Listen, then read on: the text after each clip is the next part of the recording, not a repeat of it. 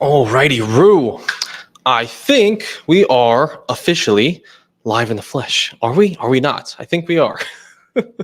What's popping, everybody? And if you know what, let me do this right off the beginning. If you guys are watching the VOD right now and it's not live, skip to the timestamp. All right, that'll get you right to the content. All right, but of course we have to say some hellos and whoever whoever happens to come on in. So that's good little hack right there. I see Michael Wong's in here. Michael Wong, great guy. Just saw him yesterday in person. We hung out in Greater Greenville, so we had a good time. We got Ravnus. Yo, let's pop it. Oh no, second voice.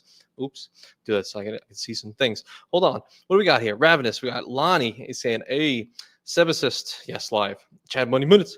Yo. Tariq says, having this live will ease the pain of having to work today. Thanks, Anthony. Let's go, Tariq. I hit you at the right time. For your time, right? 4 p.m. Joe Barreto. Hola, mi gente. Hola, Anthony. How's it going? Jonathan Caudle. What's going on, man? First, oh, shoot. John said that was perfect timing. Just got home from Aaron running in gym time. Hell yeah, that's right. Happy Saturday for sure. Okay, so we got some good people in here today. So I was interested in something recently. What's going on, Nick from Texas? Look at we got so many Texas people, man. Texas, that's great. I get 2 people. I'm like, oh, it's so many. So that's good. James Chaffin, what's up, man? I saw your video where you ask people on the street questions. Great content. Appreciate that, James. Yeah, I think I'm gonna do some more of that. I think I could have a lot of fun with the people on the street if I get a little better with the questions and maybe dig a little harder. And maybe I could do some trivia. I could ask some people like, what does this card do with this card? I think it would be funny to see and highlight just how it's kind of stupid how much we know about credit cards versus everybody else. Like it's not even close. It's so funny talking to non-credit card people. Victor Guelen. Buenas tardes, Anthony. Well, I don't know where you live, but buenas tardes to you as well. Craig Margolis. No Jersey in the, New Jersey in the house. Let's go, New Jersey. I was watching some sort of video where it was I'm from Staten Island, and I just heard some people saying like, what's going on, Bo? I was just thinking of the word bro and how it changed over the years in New Jersey and New York. It went from like bro to brow to now Bo, just BO. So I was laughing at that, but good to see New Jersey in the house. So today I was interested in something. So I initially was like, oh, I'm just going to miss today, whatever. But I had some thoughts. There was a person on the stream last week, and they I made a quick comment about like my chasing cash cards, and I said like, I'm able to get like an easy 15% return on all my spend, right? It was like a quick comment, and he was kind of inquiring and a little bit curious, like, what do you mean by a 15% return? Like, how are you doing that? Like, my cards are giving me, 3%, 4%, 5%. And I realized like not everyone is super attuned to it, and it's not a concept that I don't think has fully been articulated, even though like it's always talked about. Like everyone says like, oh, if you are maybe a welcome offer chaser, or are you a multiplier maximizer? And it led me to a greater point in how I've noticed a lot of people in the greater credit card space, everybody, watching here, or people who are talking through the credit card space, kind of getting more tired of things, worried about credits, worried about multipliers. Can I get a card that they want one card to pretty much do it all, right? Everybody wants a platinum card because it's covering your entire travel experience, but some of the credits don't fit your lifestyle. I want an Amex Gold card because it covers my food category, right? But also there's an annual fee, and maybe you don't care about those credits. Oh, I want a City Custom Cash where I get 5% on, a lot of different things depending on how many you have, but that's not a transferable currency where I can kind of use that, although there might be some way, but I don't know the full details of City. I never use them. But my point is you have cash back, and maybe you cannot use it towards travel in the future. So I was really thinking through, and I was like, personally for me in my life, and something I've come closer to and kind of more okay with myself in doing over the past, literally like since I started maybe 5 or 6 years ago, was that I never really stopped being a welcome offer chaser. And it's kind of apparent if you guys have ever watched any of the stuff I've ever put out. It's like, okay, new welcome offer, new card, new welcome offer, new card. And yes, I use some of them over time, and some of them get canceled over time. But I realized there was a real inherent simplicity, and it goes much deeper than what you might think. So I kind of wanted to articulate a little bit, and then Also, if you guys had any contrarian points, things that I'm not considering, I would love to hear that. So this way I can greater my knowledge. So I'm going to just go right into it real quick and just a couple of things. And then I want to hear what you guys have to say. So the first layer was like, I was like, okay, personally, I'm doing all the business cards right now. I just happen to have technically 3 businesses that can qualify for these business cards. I'm not even going to get into the conversation of whether or not you should get it, you shouldn't get it, just based on businesses. The fact of the matter is, me personally, I'm able to get them. And what I realized is, pretty much what my point was in the last live stream when the guy was curious about the 15% return, which was this in cash card, I could spend $6,000 on it, and I'm getting 75,000 Chase Ultimate Reward points, and that's going to be just on the welcome offer, and then you're still getting some money on top, so like an extra 6,000 because you're getting like 1% back on everything. So we're talking 80,000 Chase Ultimate Reward points after $6,000 in spend. Okay, cool. If you just do the math on that alone, you're coming to about I think it's a 12 or 13% return on all your money. And that's a minimum. And that's also being okay with the fact that 880,000 points, cashing that out as cash, because Chase allows you to cash out your points right into your bank account at 1 cent per point. So 80,000 points is $800 in cash. So ascribing that value to it, you're already getting a 12 to 13% return, which is also for a no annual fee card, mind you, already beating out anybody that can get 5% back on anything. And this is also talking about a currency that, can be transferred to travel partners, hotels, flights, and could be used to cash out, which is kind of what I'm leading into a little bit more recently.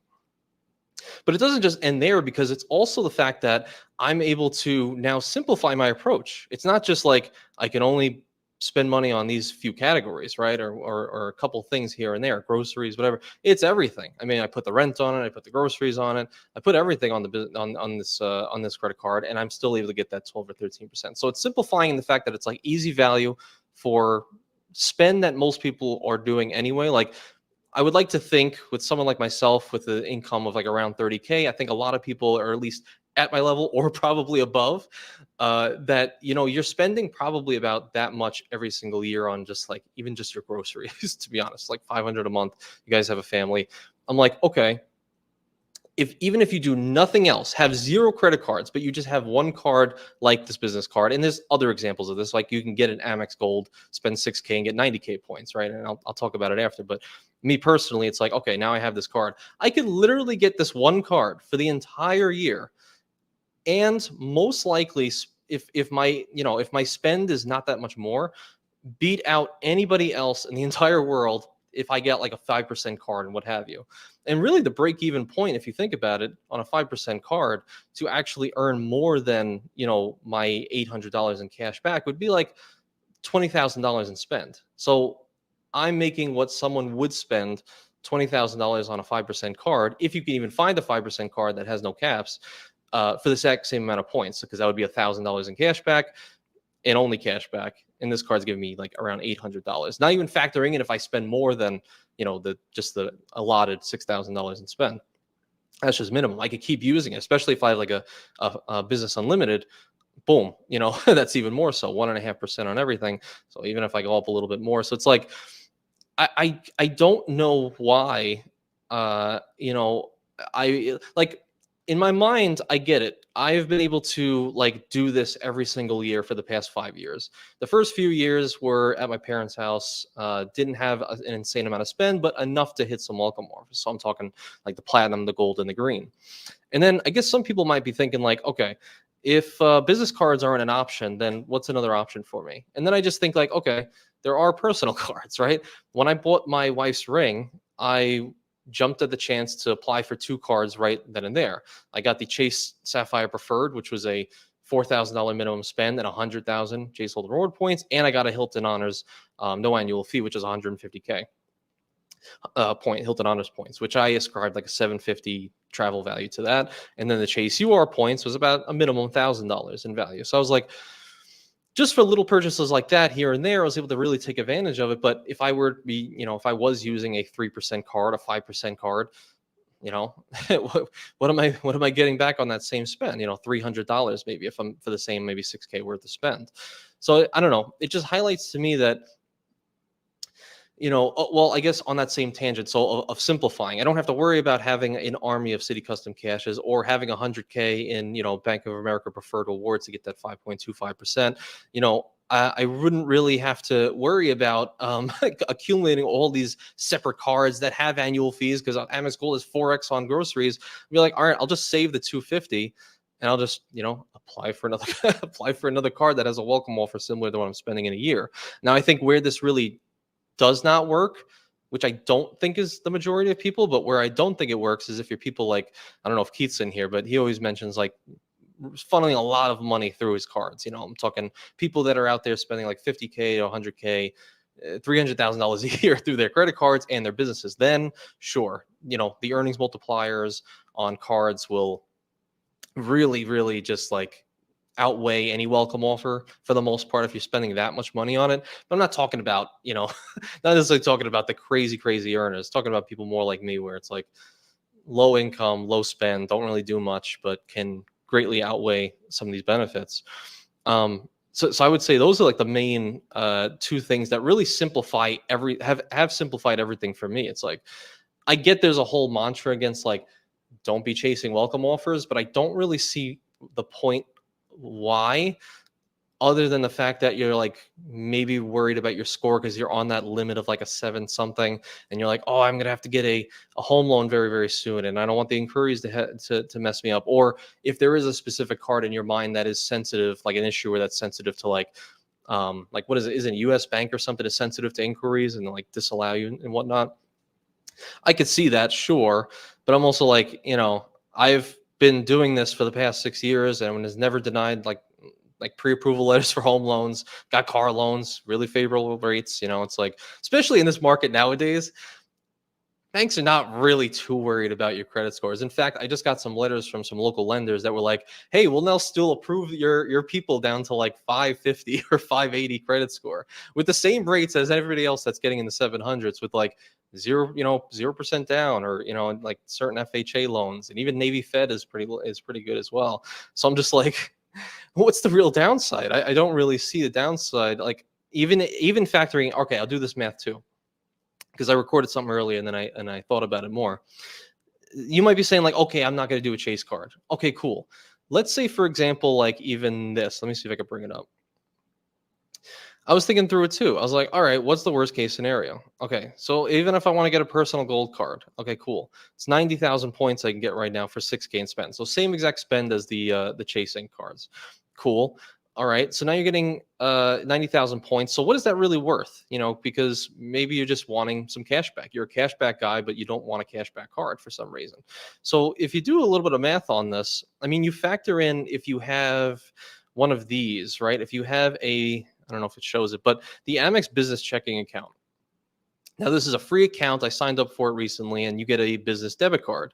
And if you have this account, you can cash out your membership reward points at 0.8 cents per point.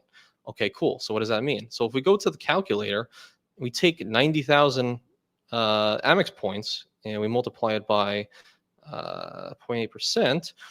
That's $720 in cash back for $6,000 worth of spend, which would give us a little over, right? Because it would be $6,000 in spend times, what is it, like 12%? Am I wrong here? Let's say 720. Yeah. So you're getting a 12% return at a bad redemption rate on an Amex Gold card. Of course, maybe minus the annual fee, right? It's $250 right now. Okay. So it's $470. So if we did some math on that, 6,000, I actually don't know how to convert the other, let's say it's 8%. What would that be? 480. So you're still getting about an 8% return from a horrible redemption and factoring the annual fee and factoring in not using any of the perks for the first year, which is still 3% more than like a 5% card. So I'm like, you can do this over and over. And I think one of the main things that leads people to think like, I can't do that because I can't do it forever. And that's a conversation that goes on a lot. And I see you guys, I'll come back in a second. What's the only card, Mr. Potatoes, and cash? But it's pretty much any card that will give me some points at the moment. So where it leads in conversations I've had with people over the years, which is like, when does it end? How many cards can you actually get over time? And just thinking through it, I've accumulated like what? I would say 15 or so cards, or 18. I don't even know anymore. I canceled some, whatever. Um, but the idea is I've been able to get, like the Amex Green, the Amex Gold, the Platinum card, the Charles Schwab Platinum card, all the 4 ink cards we have now. Um, and a few others that have welcome walls, the Hilton cards and what have you, Delta cards. And it's like, that's only because I'm being really aggressive in my approach and I have rent to put on the card. So it helps. But if I didn't want to be super aggressive and I just wanted to beat a 5% person, I mean, I could literally just get 1 card every single year. And if I only got 10 cards that had good welcome offers over these last 6 years, I mean, that's 10 years of, of welcome offers. I mean, that seems pretty good to me in my opinion. And I get that by the time the 10 years rolls around, we might be devalued. Nothing might make sense in 10 years. I get it. But at least for now, and at least the last 6 years I've been in it, welcome offers have only trended up so far, oddly enough. I mean, not across all issuers, but I've never really gotten anything less, I would say, other than like Chase Sapphire Preferred and maybe the Hilton cards, but like free night certificates are a little bit different. But I've noticed a lot of these cards have been trending up, like more ink referrals or 90K and what have you, and you're getting more bonuses every now and again. So I don't know. That's my underlying thoughts. So I'm like more simplicity, more value, uh really less to manage, less to worry about, less annual fees, mind you. Like if you don't care about any of these cards a year later, you can always cancel them. No one's gonna fault you for it, right? So it's like it just seems like the best approach. And I think being diligent with it is probably the most important metric. It's like, okay, it's cool to say you can just get 1 a year, but and of course you can get more than a year if it works in your lifestyle, but can you do that for 10 years and 15 years and what have you? And I feel like it's more simplistic than the people that say like, I just want a cashback approach because it's simplistic. I'm like, how is that more simplistic when I have to have like a few different city custom caches or some Discover card? I don't even know what cashback cards are because I never really owned them other than the Quicksilver. So let me know if my logic makes sense. Give me some caveats, some things that I maybe missed because I want to know if I'm wrong here. And let me catch up with everybody. Let me see here, but I think it makes sense for me, and it's what I've always it's what I've always done. John says deep thoughts with Anthony Venture. Thank you, sir, for the 2 super chat. Appreciate you, man. Um, thank you very much for that. Maybe I don't know, just something I was thinking about. Xavier, 2 spot as well. Let's go. Appreciate you, Xavier. Thank you so much for that. Thank you both. Definitely means a lot that you guys are here and for the super chat, of course. But thank you for that very much. Let me see what we got here. It's Lazy had something. I saw this earlier. So It's Lazy says, if welcome offers never existed, which card would you have applied for first with your today's credit knowledge? And it's funny because when I was on, God, this is so long ago now, but when I was on Chad Bunny Minutes channel, maybe it was a year and a half ago, it was like he might have been the first person that ever asked me to do like a live stream with him on his channel, like asking me questions. So it was a while ago. And he asked me the same question, like knowing what you know now, what will it be like your first 5 cards? And honestly, the one caveat of, okay, if I have a good credit score already, but I'll leave that out. I'll just say if I knowing what I know now and I like can't leverage any other means, like I don't have student loans, I don't have any of the other things to build my credit, I would just get a Capital One secured like I did initially. Easy money, get approved. And I would just use that for a year, get my score upwards to like the 700s.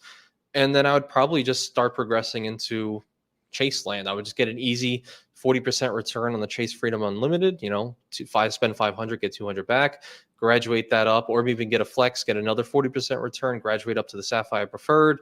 Hopefully I have a business by then and then just start getting some ink cards while they'll let me, and then probably get on with the Amex cards and probably the Hilton cards, and then I would go with like the Amex, annual fee cards, and then honestly just probably like other than like maybe at that time use the platinum more and cancel the green and the golds, get rid of the annual fees and just keep looking for better offers out there. In my opinion, it's kind of what I feel like I would, what makes more sense.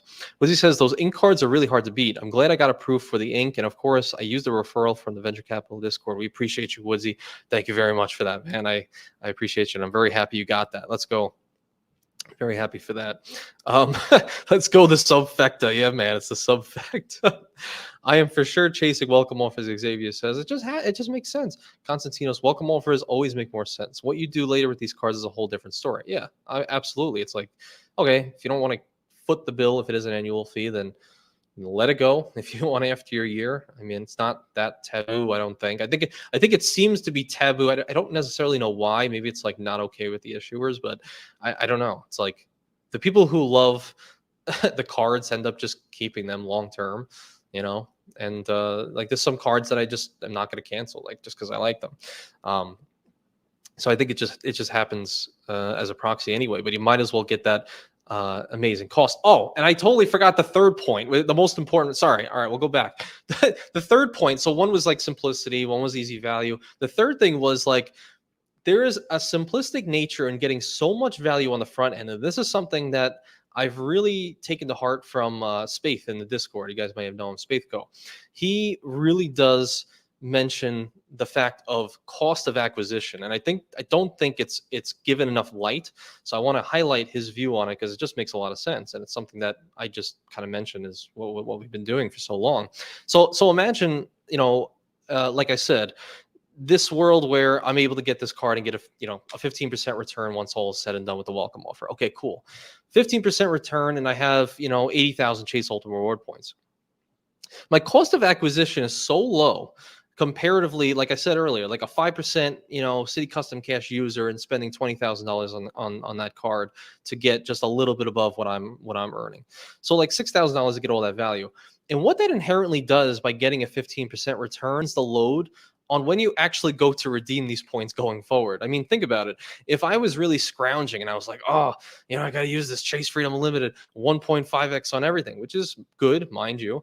But if it took you a year to build up, 20,000 Chase Ultimate Reward points just based on your organic spend, just like food and everything in day-to-day life, yeah, I'm going to be a little bit more tight-fisted about my points. I'm going to be like, this took me a while to build up, man. And I don't want to take a horrible redemption because that's just like ruining all the value. Like if I get a less than a certain cent per point valuation, I'm going from like my 1.5x multiplier to like less. Like maybe it's just a 1% when I factor in when I'm using those points and how bad the redemption might be. I'm just giving an example. So what this really does is when I have a 15% return on something, it gives me the freedom to start using the points a little bit more freely, which is more in line with the mantra of everybody in the community, which is that of earn and burn, right? Everybody loves to say earn and burn. Well, I don't see a better way to start earning and burning when actually factoring in just how easy it is to acquire certain points and to deploy them. Like, think about this. Everybody talks about Chase and Hyatt, right? Okay, it's a great transfer partner.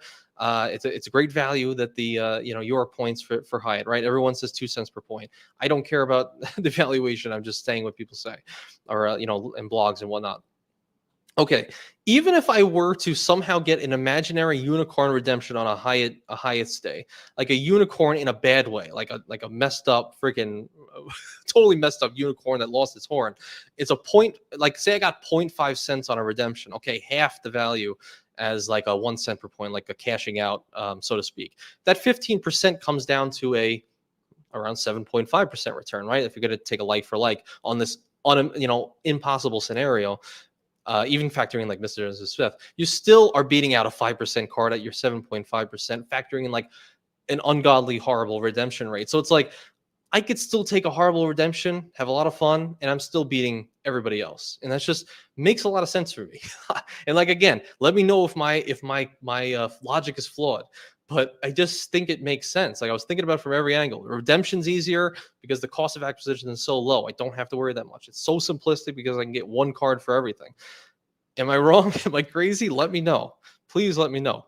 But I thought that was a really important point. Is the cost of acquisition is so important in how we're acquiring these points that it doesn't even matter what the redemption rate is because you're beating out everybody else that's worrying about multipliers. And I'm just like, as long as they'll give me welcome offers, I don't care about multipliers. So that's why I say one card, and I've only been one card for like years and years. So sorry for the rant. I'm just excited about it, Let's see what we got here. Greetings, fellows. So I won't say it, but yeah. So my Hilton cards have come in clutch these past 5 months. Yeah, man. Hilton cards are great. Easy money too, like $3,000 in spend. You can get a Hilton Honors no annual fee and a Surpass card. Get 2 free night certificates and 200,000 Hilton Honors points. It's like easy $1,500 to $2,000 in hotel value, right? Killing it. like you're killing it, and you're only $150 annual fee. You could still supplement with the credits and whatnot. Like, come on. I just don't see a world where it makes sense to worry about the multipliers. I don't know. Again, for me personally, I get it. Some people don't want to go crazy with cards. I'm with you. Mr. Potato says, when are you going to launch the venture card? They can't sue you for using your own name. Could they not, though? Could they not sue me? I don't know. I would love to have the venture card, but from what I hear, it's very hard. I actually talked to like local unions. I was like, what would that process look like? And it seems a little bit, uh, it's a little bit in depth. It's a little bit in depth. I think there's ways where you have to foot it with your own money, and then there's ways that like you'll have a sponsor bank and whatnot. I don't know how it works. And the problem is, if I launched a card, I just don't think I'd be able to compete with everything I'm talking about in this video today anyway. So it'd be like, here's a 3x on EV charging. Oh, really? Cancel the venture card. And Woodsy also agrees the Hilton sub is looking tempting. Probably going to run that as well as the Ink sub. Probably knock them both out at the same time. Child support can be laid, I think you mean on a credit card. So, hey, man, you got child support? Who cares? They will do a Wolf of Wall Street. You got child support? Pick up the phone and get a chasing card. Okay, great. You have to pay lawyer fees and divorce fees? Great. Pick up the phone and get a new credit card and get the welcome offer. Okay, cool. You have surgery coming up? Great. Get a new welcome offer. This way you get some money back. I'm being facetious, but hey, it's true. Listen, man, if the opportunity presents itself, whether good or bad, you can make it a good situation just by getting more points and more points, right? Because those points are going to mean something in the future. And I'm also like, another point that I noticed some people mention is like, I understand it. I understand it, and I think it's correct. It's just not the way I've always done things. So I guess the idea is like, I will only sign up for a card when I will only sign up for a card when I know there's a redemption coming up, and I get it, and it's smart. But I just like, given if the annual fee is not like ridiculously high on the said card that you're trying to get, yeah, I think it makes a lot of sense to just like, in my opinion, hoard points. Like, what do I have now? I think I have 200,000 Hyatt points sitting there ready to deploy. I hate to put it out there. Every time I put it out there, something goes wrong, but I'm starting to look at Italy again. Don't chastise me. I'm starting to look, but I'm noticing that the amount of points I have now basically are paying for Italy. Like, just what I have now, not even factoring in the welcome offer on this new card, not even factoring in that my wife also has like 120,000 chase points. So like, combined together after this welcome offer, we'll have near 450,000 chase reward points, I believe.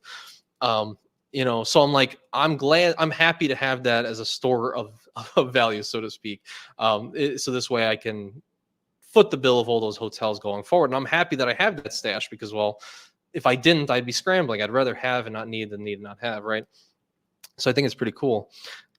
Nino, the bodyguard's in the house. What's cooking, my brother? Nino, yo, that's my bodyguard right there. He's making sure we're protected. You ever see me downtown Greenville? You see Nino with me. And he's looking big body. Appreciate you, Nino. DJ Bruce Wayne, what's popping? What's going on? L-Man game, the end comes when you want simplicity. I just feel like the welcome offer game is the most simplistic. Maybe I'm crazy. I just feel like it is. I don't know. I haven't seen a real world where it's affected me so far. I don't know. I feel like I've run the gamut on a few different things. Not everything, but it just seems like a full positive for me. QC man, no welcome offers. The Fidelity 2% card for cashback people would be obvious. I mean, I'm for that. I really like the idea of the Fidelity card, not so much on like, okay, it's just a cool competitive 2%, but I like the fact that it goes directly into your brokerage account because we know how we are.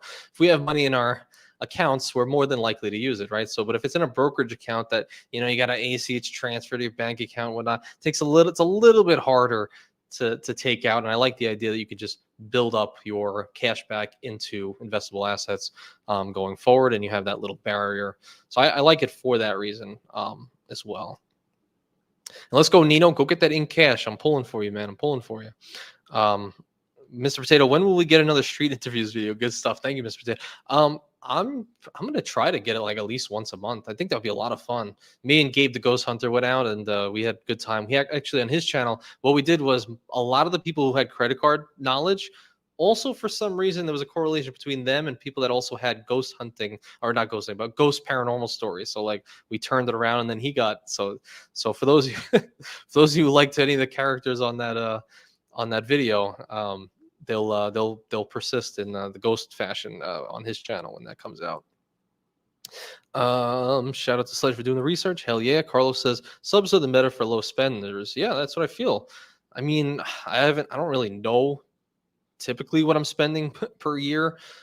I mean, well, not factoring in rent. If you factor in rent, forget it. Forget it. We're we're struggling out. Not really struggling, but it's it just makes sense for sure. For low spenders, yeah. If you're hitting, I would say at least like, I don't know, if you're at like 10K a month in expenses, maybe there's a world where it doesn't make sense to get as many welcome, because you can't really you can't apply for that many welcome offers without getting like flagged in the system. I guess one caveat is like you can't just get an in cash card every month. Those are like typically the times where we see people like get shut downs and stuff like that. That's why really pretty much over the course of like the last 5 years that's been documented, an ink per quarter is okay. Get it once every 3 months, every 3 months to be the most aggressive. But like I said, once a year is fine. Get one once a year. Have a good time with it. Use the card. Enjoy it. What did I just see? Yes, Silver Scale. I agree with you. That's also very simplistic, easy card. Does have the annual fee, but I do like the 4.5% back on everything. The U.S. bar, U.S. Bank also reserve for sure. Drew says, be the first YouTuber to get one custom cash for each of the 10 categories. That's right. What's the cap on a custom cash, by the way? Is it like, this is how little I know about the cashback world. It's like 3%? I don't, or I mean, 3,000 spend a quarter or something like that. I don't even know. But that's my point. It's like, I guess another part of this, and I keep adding another part, is you have to also be okay with cashing out the points, because a lot of people in cashback world or cashback lingo say, I want to pay for my everyday life. So I'm able to foot the bill on my groceries and anything that I'm paying for, foot it with a statement credit or just the cash back in my bank account. And I get it. But what's the difference between that and like what my wife did recently? She had to pay taxes on her business, right? It was like $800. Well, she happened to have 80,000 Chase Holt reward points. She didn't really care to spend money in her bank account. I already have a good amount of Chase Holt reward points. That's her card. Those are her points she earned. She cashed out the 80,000 points, 800 cash, paid the taxes, feels way better about it. Not even worried, and she's literally back over 120K with a new card acquisition. So it's like you have to also be okay with cashing out points, which is something I've been more okay with recently. Having the Charles Schwab card and what have you. That's how I have this MacBook, and I'm able to do some cool stuff now. So like, that's just, it just makes, I don't know, just makes sense. But being okay with cash out. There are some cards you can't, like Capital One, technically you can, right? But it's like 0.5. It's like a horrible redemption. But as we mentioned earlier, even if you were to do something like that, it's still not horrible.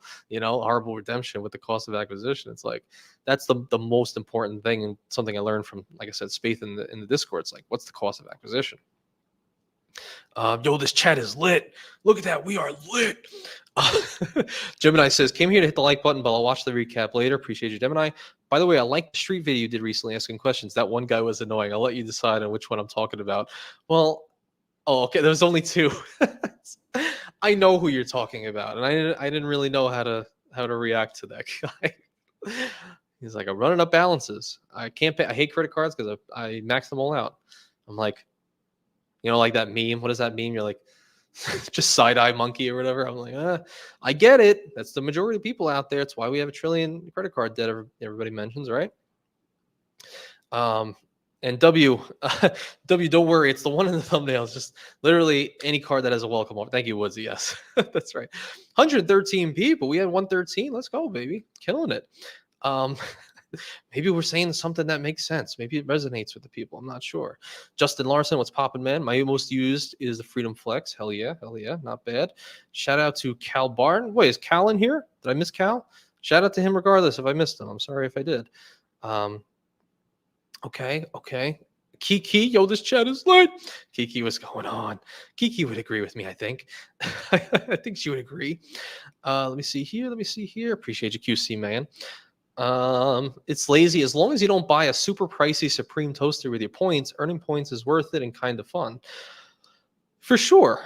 Absolutely. I mean, a Supreme toaster, that's Do they actually make that? Do they actually slap a logo on a Supreme toaster? That'd be funny.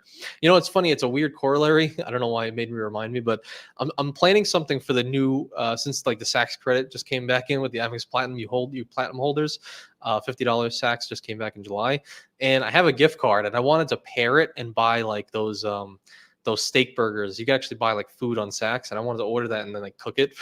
I thought it would be funny, but it's so expensive. It's like $100 for 8-ounce burgers, which is like, whew, it's a little expensive, man. But I would do it because like, what the hell else am I gonna buy? It'd be a funny video right now. Bruce Wayne, he's on fire, really? Oh my god. Chad Money Minutes, he said, just got my $50 gift card courtesy of the Surpass. Let's go, Chad. That's right. Chad got that gift card unlocked back from October. So that's pretty awesome.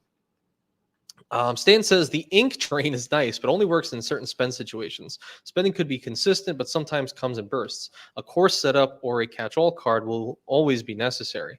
And see, Stan did a video talking about like his wedding expenses, and he talked about a few cards that he got in preparation for that, and maybe some that maybe he wasn't able to get, so he just got the basic multipliers on that. But that's where I would say, like, I mean, why couldn't you have gotten, a little extra and just split the bill? I don't know how those wedding venues work, but couldn't you just got like a couple inks, split that, 4K here and there? Sometimes it's pretty low on the in cash, but I get it. But I don't know. Even like the ring situation, it was not a sudden burst, but it was basically like research. A month went by, and I was like, okay, I'm buying the ring in like 3 weeks. So I applied for 2 cards right then and there, and then bam, we were good. But I get it for sure. Xavier's got 3 free night certificates of the month with Hilton offers. Very cool. Very cool. Let's see here. Woodsy said kind of angry at Chase. They aren't going to honor a Chase offer that would have been about $90, even though I used the tag link. Oh no. Damn, that sucks. You mean the offers through the app and stuff like that, or some other offer like a checking account? Philmo says, sometimes I think a 1 or 2 card setup would be so relaxing. Then I open another card, I plan a trip, and that is much more relaxing. Yeah, man. Because like, the main thing is, what is the end goal? And that's the one thing I really try to just keep bringing it back. It's like, what is the end goal at the end of the day? Is the end goal just to have cash back to foot the bill for your groceries and stuff?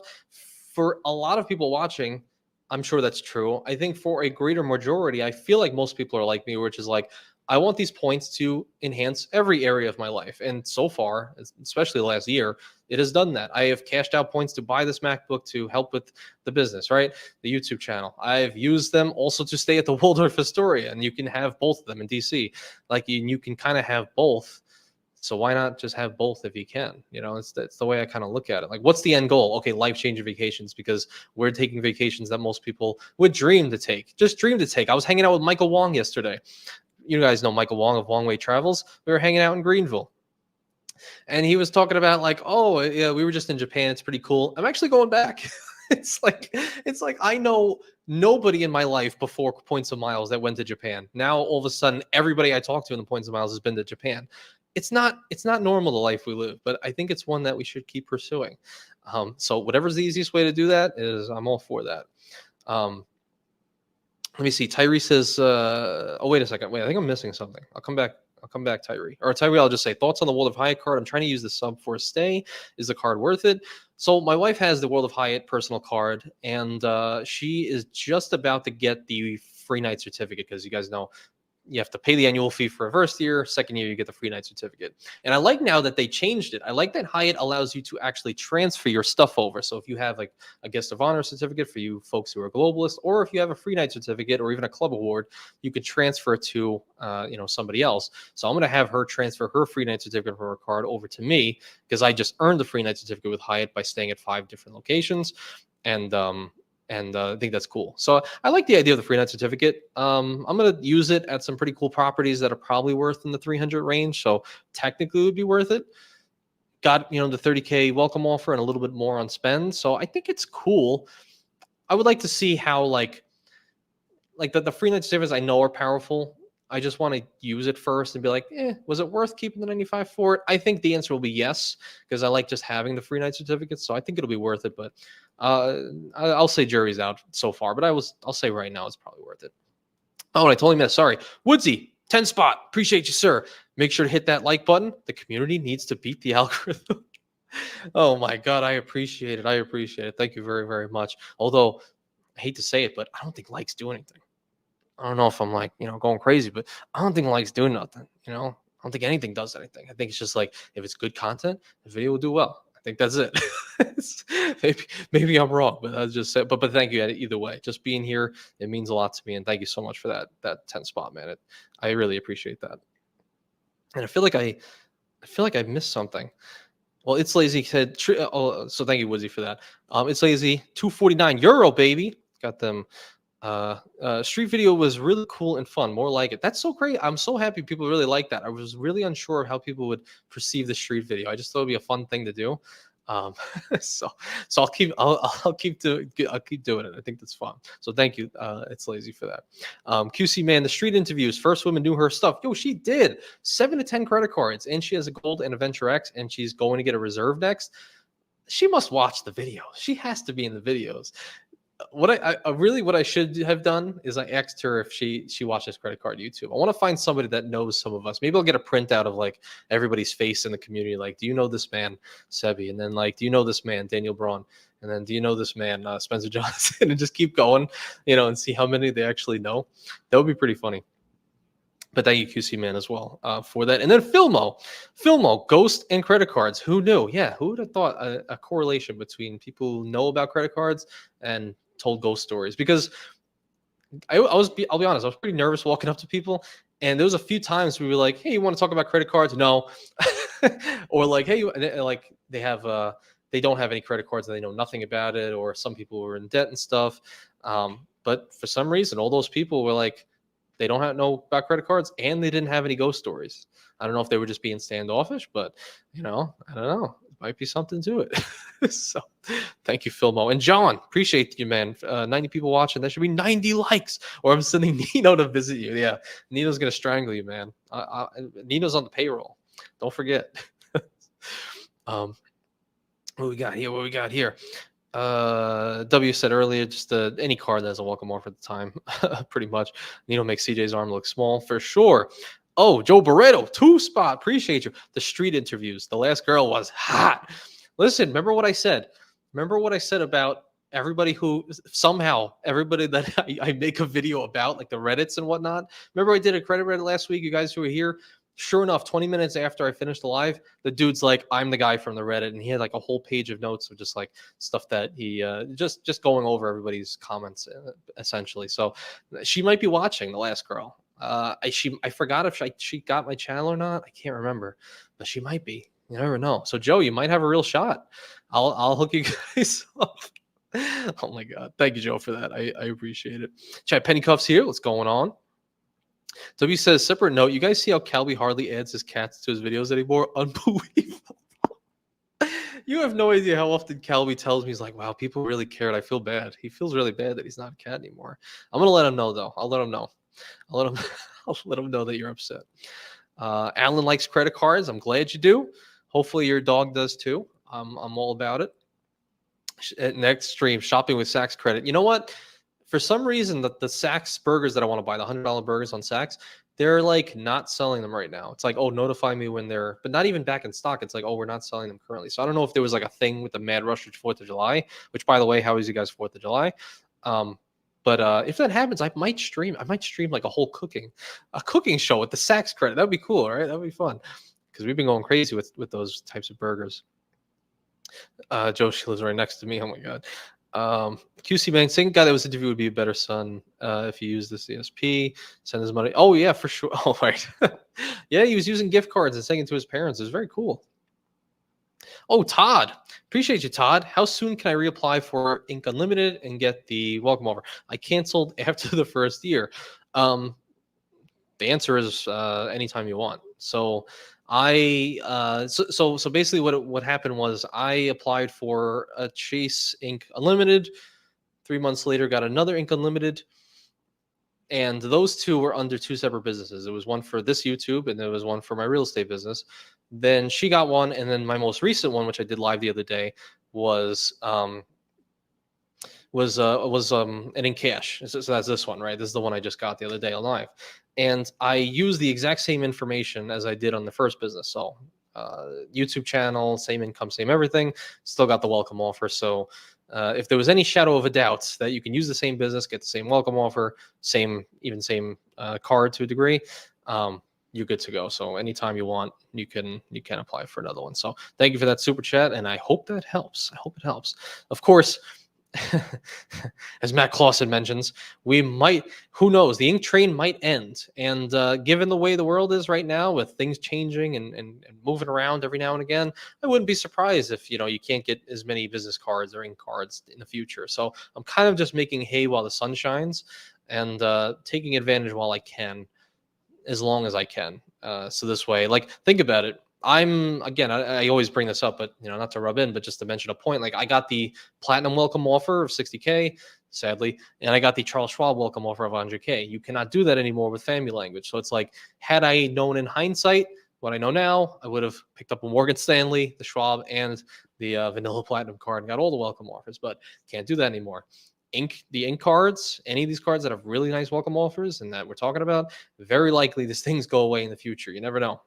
So I just might as well take advantage now while I can.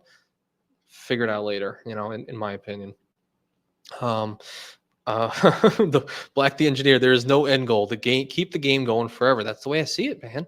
That's the way I see it. I'm all about the game forever. He who can be more consistent over a long period of time wins the game. And thank you, Todd, again for that. Chad Pettycoff says, my end goal is subsidizing my new Disney Cruise Line habit. Oh, are you how are you paying for these Disney Cruise Lines? Are you paying with points in some way? That'd be pretty cool. Nino says, putting all spend on one card is therapeutic while trying to meet that minimum spend for a bonus. That's why I'm canceling my gold after I get the in cash. That's kind of the world that I've really come to. It's like, just get rid of all the annual V cards that you don't care about and get welcome offers as long as you need them. And it's not like a one or not situation or zero sum. It's like, okay, I can decide to not have this card for the foreseeable future, and then I can change my mind in the future. Like, okay, now I can't get any welcome offers on something. Okay, cool. Open up the platinum card again if you want, or open up the gold card again when you need the multiplier. It's like not a horrible deal, and it's not like these decisions don't last for a lifetime. You can get a card, you don't want it anymore. Okay, cool. Maybe it makes sense 2 years from now. Okay, get it then, if you want. I think that's a more healthy way to kind of think about it, instead of like all or nothing all the time. Steve said, I watched another guy's vid. He said city cards are so much better than Chase. How so? If no sign-up bonus, yes, more times value, but how long to add what you get from the Chase welcome offer? Yeah, it's very true. For those of us who are able to get welcome offers, I mean, there is no card on the market that really can compete in form of multipliers. It's just the nature of, card acquisitions, and they're willing to pay us that much because our business means something to them. So City, I don't know. City, was that City? Michael Wong was telling me a story yesterday how about City's customer service was god awful. He was like, they got approved and they didn't get approved, and the card never came in the mail, and then it got locked because he was buying something at an airport. And I was like, there's too many issues. So I was like, this is why I'm just gonna stay with what I know so far, bigger things, until I get locked out of certain things. Then okay, cool. I'll move on to some other issuers. For now, I'm not so interested. Oh, Michael Wong, cheers to the subfecta. Pizza is your go-to meal. Not anymore, man. Not anymore. Pizza was good. Yes, I agree. And that's what I bought yesterday when we were together. But I've been experimenting, guys. I don't know. I don't want to shift topics too much, but I've been experimenting with something, and I thought it would be important for you guys to hear. And that is, I've been going to the local butcher. I've been going to the local butcher recently, and I found that it's like a lot of benefits that I didn't necessarily initially realize. Like, I've been trying to optimize health for, the last 13 years now. I was like 14 years old. I was working out, and I was like, how could I get the most amount of calories in? Because at that time I was trying to bulk up from 120 pounds. I went up to 205. I was like, how can I get the most amount of calories for the cheapest price? And that was the goal at the time. And that's how I landed on turkey burgers and rice, because every other option was a little bit unhealthy. Like, at the time I was like, oh, the fat is so high on the burgers, or pork is the cheapest of all meats, but you can feed a pig anything. So I don't think it's the healthiest option. I think a lot of crap goes into pork that I don't necessarily want to deal with. But I found that with the butcher, much like the points of miles game and simplicity, is I could just go to the butcher and I can get my the burgers that they sell, and Some of them have liver in them, some of them have heart. I don't know how you guys feel about that, but just the nutrient profile of all of them is like amazing. Um, and I can simplify everything where me and my wife are kind of starting to do like an 80% carnivore diet. It's like 80-20, we're calling it. So Pareto's principle, but 80% like food. So like the steaks from there, the burgers from there, the bacon from there, and the chopped meat from there. So you can make a stir fry, you can make burgers, you can make steak, and all those different things. And they sell eggs and everything. And the price is basically on par with the supermarkets, and it's sourced from better places. And we know the guy, we know what he cares about in life. He talks about just how much he cares about certain foods, and not having the things being sprayed with pesticides and all these different things. Don't mean to derail too much, but it's kind of what we've been living recently. And one thing that we've noticed is, since shifting away from excess amount of carbs, I would say, and then to excess amount of meat, I would say, a lot more health problems kind of cleared up. So in more recent terms, I used to have like, I kind of hurt myself like when I was 15, deadlifting 2 plates, 225 pounds. And that kind of stuck with me over time. And it doesn't really hurt, but like if I'm sitting editing for a good amount of time and just sitting in one place and not going to the gym, it kind of hurts. One thing I realized, and then she was waking up, like she calls it Tin Man, since introducing like this good amount of red meat from the butcher, pain has subsided, no more Tin Man. And the food just tastes so much better, like an insane amount better. And you're getting rid of all the processed foods. You're getting rid of all the seed oils that will be cancer causing, inflammation causing. It's like cutting out all the things that give you inflammation in the body.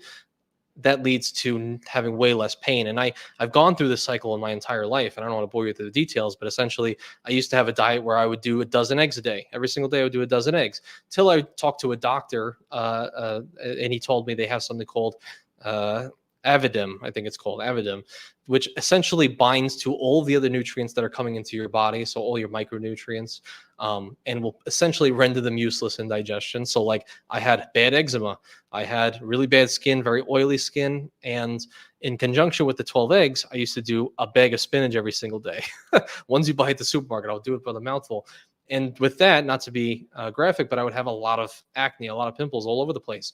Once I got rid of the dozen eggs a day and went down to like a couple, oily skin was gone, skin cleared up, no more eczema. Got rid of the vegetables, like any cruciferous vegetables. We're talking spinach, lettuce, all these different things. Bam, did not have the acne anymore. All the acne kind of went away. So finding things to eliminate over time, like I'm talking about with credit cards, eliminating some annual fee cards, eliminating some of the multipliers, and just going down to brass tacks, which is, I found bread that has no seed oils. Okay, cool. That's anti-inflammatory. And then now I have this butcher meat that can cover all of the high fats, which I'm looking for now, the high protein, and so essentially your 80% of your calories are coming from fats and proteins, and then 20% from carbs. And it just feels good. It just feels really, really good. I love it. I love it. And I think we're going to save money because you don't have to buy all the other crap. You don't have to buy all the additives that you would put onto certain things, because all this stuff from the butcher tastes good without doing anything to them. Maybe steak, you want to add a little bit to it, but it's kind of just cutting down on absolutely everything else and just leaving the two things that matter, which is like basically just like bread. And she does a little yogurt that she bought from there, some cheese, and the meats. And it's like these three things cover everything that we're looking for a cheaper price and a healthier thing. So it's a little bit of a tangent, but it's just kind of, it's my mind right now. It's like cutting back on everything, and just do what matters. So I don't know if that, go to your local butcher. I don't know. I don't know what a multiplier is for a butcher, but hey man, I'm getting the Chase, getting the welcome over here, right? So thank you, Mike, for that tangent. Appreciate you for that. Anthony Venture is the new Tinder Premium. Hell yeah, man! For only for only $4.99 a month, we'll do Tinder. We'll do Tinder stuff. I'll show you how to get. I'm not gonna say. I'll show you how to get a girlfriend. I'm just kidding. I don't know. I'm just maybe one day. I'll appreciate you, Todd. Venture Burger now available with Saks. Oh God. All right, let me try to catch up here. Chad, I am cheating on turkey burgers. I hate to say it. Wife, she was like, you can't just give up on turkey burgers, man. You've been talking about this for so long. And now when everybody is talking about it, it's like, that's my thing. I'm like, listen, if I find a better alternative, I just go all in on that direction. Kind of like MasterCard, right? So it's kind of just how I do things. QC Man, the ink train feels like the dollar coin trick that churners did for years before being shut down. Too good to be true. Oh, yeah, man. Yeah, I guess literally on that point of like it might not last forever. You might just be able to get this reserve coin that holds its value. You could just buy these dollar coins and hit the welcome offers and never have to, you know, and never lose anything. All about that manufactured spend, right? It's funny, but oh, I hear you. All about that raw meat. Yeah, I'm not there yet. I'm not there yet, Kenneth, but I'm close. True, Brandon. Fat is not your enemy. I think it was propaganda from the 70s and early 80s, telling you cholesterol and saturated fats and all that stuff is going to lead to heart disease. But we've seen the exact opposite, eating more and more of these seed oils and whatnot and all these inflammatory agents. Essentially, even in the fact that every single cell in your body is producing about 80% of your total cholesterol in your body, and like the other 20% is produced by the food, unless I'm reversing those numbers. So in anything that gets introduced, like all this red meat that I'm introducing now, it will result in a downtick in cholesterol forming via the all the cells of the body. So it's like you never really have elevated levels, and like all these people do it, they show their levels, it's fine. Processed foods and sugar, yeah, man. John, all about the fats. I love it. Kenneth says, do you listen to Jordan Peterson's daughter Michaela? She's all about the carnivore. Yes, and I do agree that I think that is great, but due to all of her autoimmune issues, she literally cannot do anything other than some red meat and salt. I think that's the only thing she's able to do. However, what I'm really researching now and what I'm finding watching guys like Paul Saladino, and really this is like the last couple of weeks kind of diving right back into the literature like I was so many years ago, is that they were finding that when you're able to do carnivore, meaning basically all meats diets, you typically want to have at least in like how we're talking about the 20% carbohydrates, because he mentioned something like when you're so low on carbohydrates, and if you are, all of your fats and your proteins can be broken down into glucose. It's called gluconeogenesis, and all of those can be converted to glucose. So this way you can work out and do a run or just your daily activities, and can also fund your brain activity. But what they found was, I think, via that process, and just at a time where you're kind of in ketosis and kind of working off your ketones or just this gluconeogenesis type of thing, they're finding that their cortisol levels are much higher in people that are doing that, leading to higher stress, higher anxiety, and aging. So what they're, obviously I don't know anything, but from what I'm seeing in some of this research is like adding a little bit of carbs is good. And it kind of takes a lot of the load off the body's work, especially if you're someone who is going to the gym fairly often. If you're really sedentary, it might not matter, but it seems to be an uptick in happiness with a little bit of introduction of carbs. Anthony on that Gaston. Hell yeah, man. What is the song? I don't even know the song. Look like Gaston. I don't know. It's funny. And the Popeye diet. I used to be on that Popeye diet spinach, man, until it ruined me. Now I'm like against vegetables. All the, a lot of those cruciferous vegetables, when you crunch into them, they're releasing some toxins into your body, man. I'm not about it. Keith, how many months until Anthony Venture tries the Brian Johnson blueprint, microneedling? Listen, if I had $1 billion too, maybe. But also, it's like, what is a life? It depends on a life you want to live. Do you care if, Gaston ate 12 dozen eggs a day? I didn't know that. What is a life? Brian Johnson loves to live a life of optimizing his entire life and being the most studied man in the galaxy. He wants to see all the ages of every single organ of his body and hopefully make them all younger in nature. But it just depends on the life you want to live. That's not a life I want to live. I want to do the least amount possible and get the most amount of results. And for me, it's been a little bit of the carbs and all of this butcher meat recently. And it's got rid of like most, if not all, ailments so far. And my brain just feels better. I feel a little more on with this type of diet. Anthony spin-off channel needs to be healthy nutrition. Oh God. Listen, if I had PhDs and all that stuff, it'd be cool. I only know it works for me because I've done every diet you could possibly imagine. Gallon of milk a day, like I said, bag of spinach a day, dozen eggs a day. I've been 120 pounds. I've gained 80 pounds in a year. I lost it all in a month. Like I've done everything with my body. So I kind of know it works well for me at this point, but always something to learn. Hell yeah, Keith. Hell yeah. James said, watch out for Snap City. I've been there before. Guy health is very important. A lot of dairy can cause acne. been there before and going through it. Oh yeah, James, look at that. Look at that dude. Come on, son. Let's get a work on in together, James. Let's go. Yes, I have found that. I noticed when there was when I was doing a gallon of milk a day, it was very short lived. But when I was doing that, I noticed way more lower back pain. And you notice, for those of you people who are not super conscious with your body at this current moment, notice when you eat certain things, even if you can think of it in isolation. There are certain foods that you'll eat, you'll go to sit down, and all of a sudden you'll feel inflamed in that particular area. And usually it's the sign of most resistance, meaning like any problem area you've ever had. Like I hurt my wrist at one point, maybe that might flare up, or I hurt my lower back at one point. That's the thing that will flare up. And certain foods will make that flare up because of how inflammatory they are. And dairy and milk was one of those things. When I had an abundance of milk, not a small amount, but an abundance, I would flare out and become really tight in my lower back. So it's being mindful of every little thing you put in your body and seeing how your body reacts kind of going forward. And that's how you kind of just experiment over time, where you eliminate all these things, kind of like I've done over the past, half my life actually at this point. There's a lot that I've tried, and I just, it's funny because you eventually get to a point where you're like, okay, literally not like, I don't think, like, again, with this welcome offer and stuff, it's like nothing else matters. Get the freaking meat, unless for some reason you have like the Lone Star tick allergy where you're literally allergic to red meat. But the red meat, couple things of bread, nothing too crazy, 20% of your calories from there. Okay, cool. And I mean, do you really need anything else? Like, I know so many people that are like, oh, I need variety, I need all these different things. I'm like, who cares? The only thing that matters is feeling good. Any other time spent daily not feeling good in your life is not worth it.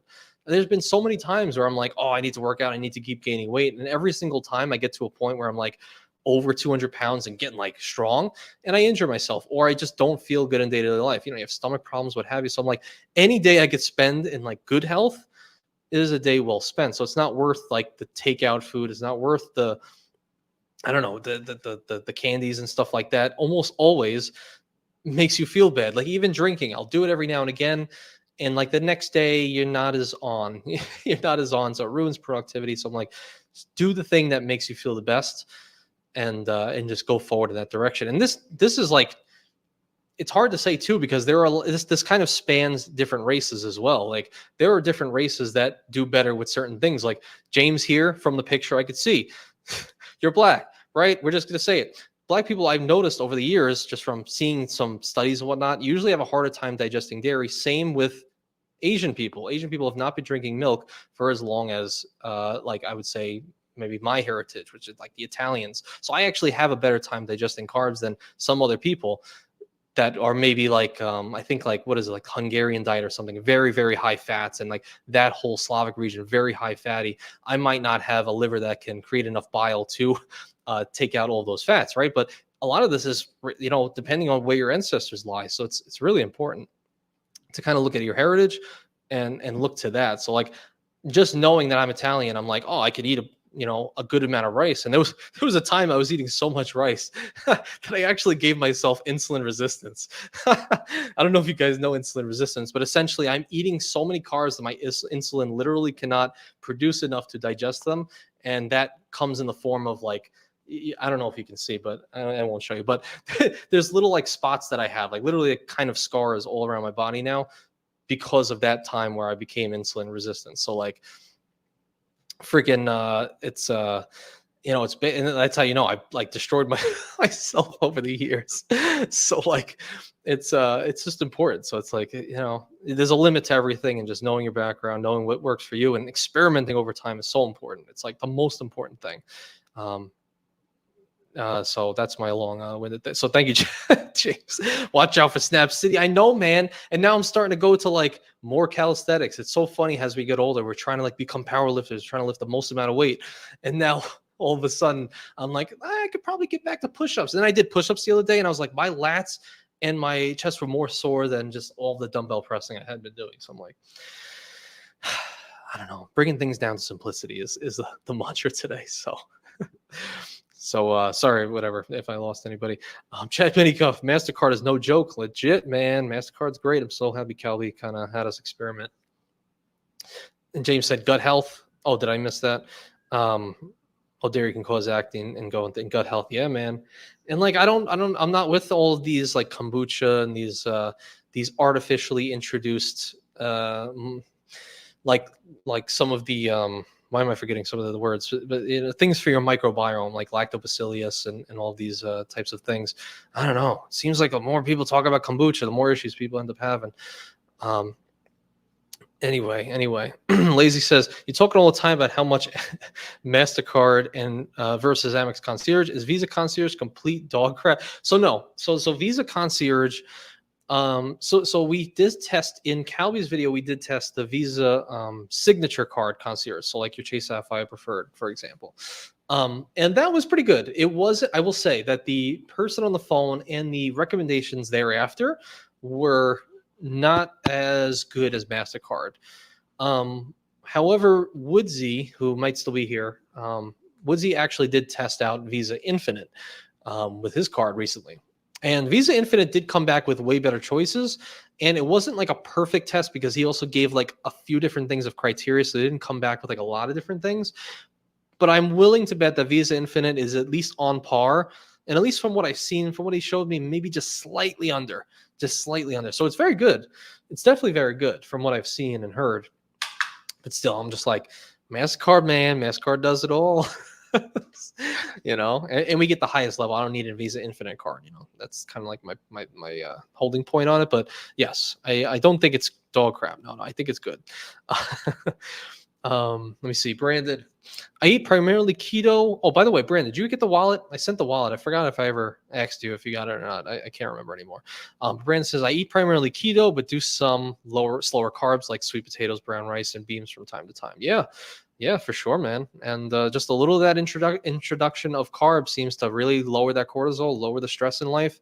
It's interesting. It's very, very interesting. Brandon says he also incorporates some long-term fasting. Lost over 70 pounds this year. Hell yeah, Brandon, let's go. 70 pounds. I love it. Let's keep it going. Yeah, man. Fasting's powerful. I fasted for 4 years straight on what was called the Lion fasting diet, which was essentially 20 hours fasted and 4 hours eating. And then eventually I went to the point where it was like 21 to 22 hours fasting and then 2 hours of eating. So I would get all of my 2,500 calories in just 2 hour span. So like for 4 years straight, it was basically 20 hours of fasting, something like that. So very familiar and it's very powerful. However, nowadays, after doing it for so long, I really do love having something around breakfast time. Like I usually fast at least 12 to 15 hours, I would say, just via sleeping. But I do like having like a lunch and then a dinner nowadays. I find even though I would say my resting energy levels when fasting are more stable, the baseline is much lower. And I could be more crazy when I'm having a certain amount of food more over time. So it's interesting for sure. I think like a 14 to 16 hours for most people is very doable, and you get a lot of benefits from that as well.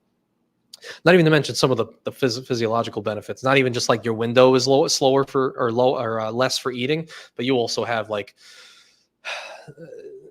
have some levels of increased growth hormone, human growth hormone, HGH, which, I think that also has an inverse correlation between higher growth hormone levels and lower cortisol. So like less stress, more stuff for your ligaments, tendons, and all those different things, and really just brain health. Intermittent fasting for sure. Artist says just don't eat. That's the most important thing. If I urged anything today, just do nothing. Eat nothing. And you'll be a breatharian. That's the best way to do it. Kit Kat. Oh, two spot to health and wellness. I could not say it better myself, sir. Thank you, Kit Kat, for that. To health and wellness. Cheers to that. Because listen, man, if we're going to be vacationing all the time, John R talks about it. Like he made a whole video about it.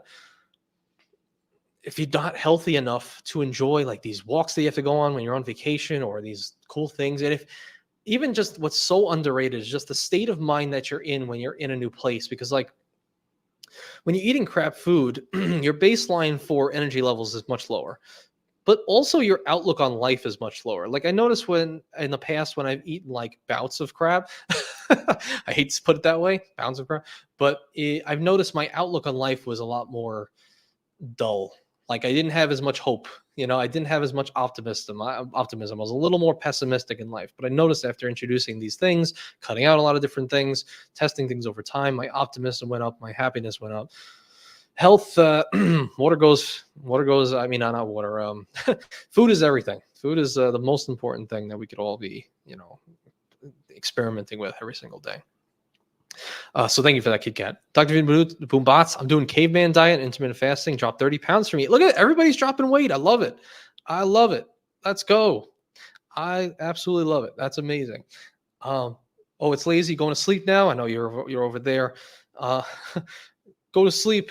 Thank you so much for being here. I appreciate you. QC, man, we're going to roll. And you know what I had earlier? Now I'm feeling so good. We had some butcher burgers, man. That's all feeling good. QC, man, thoughts on Amex restricting the Charles Schwab 1.1 cent per point cash out on only 1 million points a year. So if you guys were in the Venture Capital Discord, some people mentioned or an article showing that my Charles Schwab Platinum card, you guys know it, or may not know it, but that card, you can cash out all your Amex points at 1.1 cents per point. That's how I bought this MacBook of food and things. I have videos on it. And there was no limit to it until a few days ago. So now there's a limit to where 1 million points a year you have to that's your limit. So if you have 1 million points, you can cash that out. After the 1 million points, it'll go down to 0.8 cents per point. So you can still cash it out, but 0.8 cents per point, like the Amex debit card we talked about earlier. So I don't know. I mean, it depends who you are. I don't think, kind of like Sledge's thoughts on it. Sledge mentioned I'll never have that many points in my account ever to even have to worry about it, let alone cashing them out. But, I just think of it in the future. I'm like, is there going to be a time where they lower it to 500K or even 100K? Is that possible? So I kind of just think to the future. If there was ever a time where it lowered to maybe 100K, I'd be like, damn, that sucks because I cashed out 130K this year. So I would be over that limit. But as for 1 million, for most of us, we're probably not carrying that many amount of points. If we are and we're well over that, and you do cash out your points already for your investments or just cash, then yeah, I guess that definitely does suck. But for most of us, I don't think it's really affecting us. It's just what I think is setting the groundwork for possible devaluations in the future is what I think might be interesting. I don't really know, but I don't think it affects most of us. Italian, baby, let's go. Where are my Italian Irish people at? No respect. Just like Rodney Dangerfield. Charles Schwab did it to stop the manufacturer spending from cashing out through their program. Or maybe this is something else I ruined, right? I ruined everything. Apparently I ruined Yada. I ruined the Curve card, even though Cab was the one that started all this nonsense. I ruined the Waldorf Astoria. It went bankrupt after I stayed there. And then I talked about the Charles Schwab into the Roth IRA loophole video. Maybe they saw that and they're like, we're not doing this anymore. I ruined everything. It's crazy. It's horrible. I'm kidding. Forget about it. Yeah.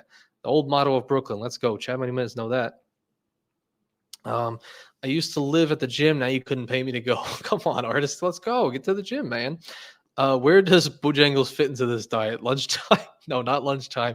Listen, man, I'm not really doing Bojangles much. I don't know. I'll do it just to do it, if it's once a month.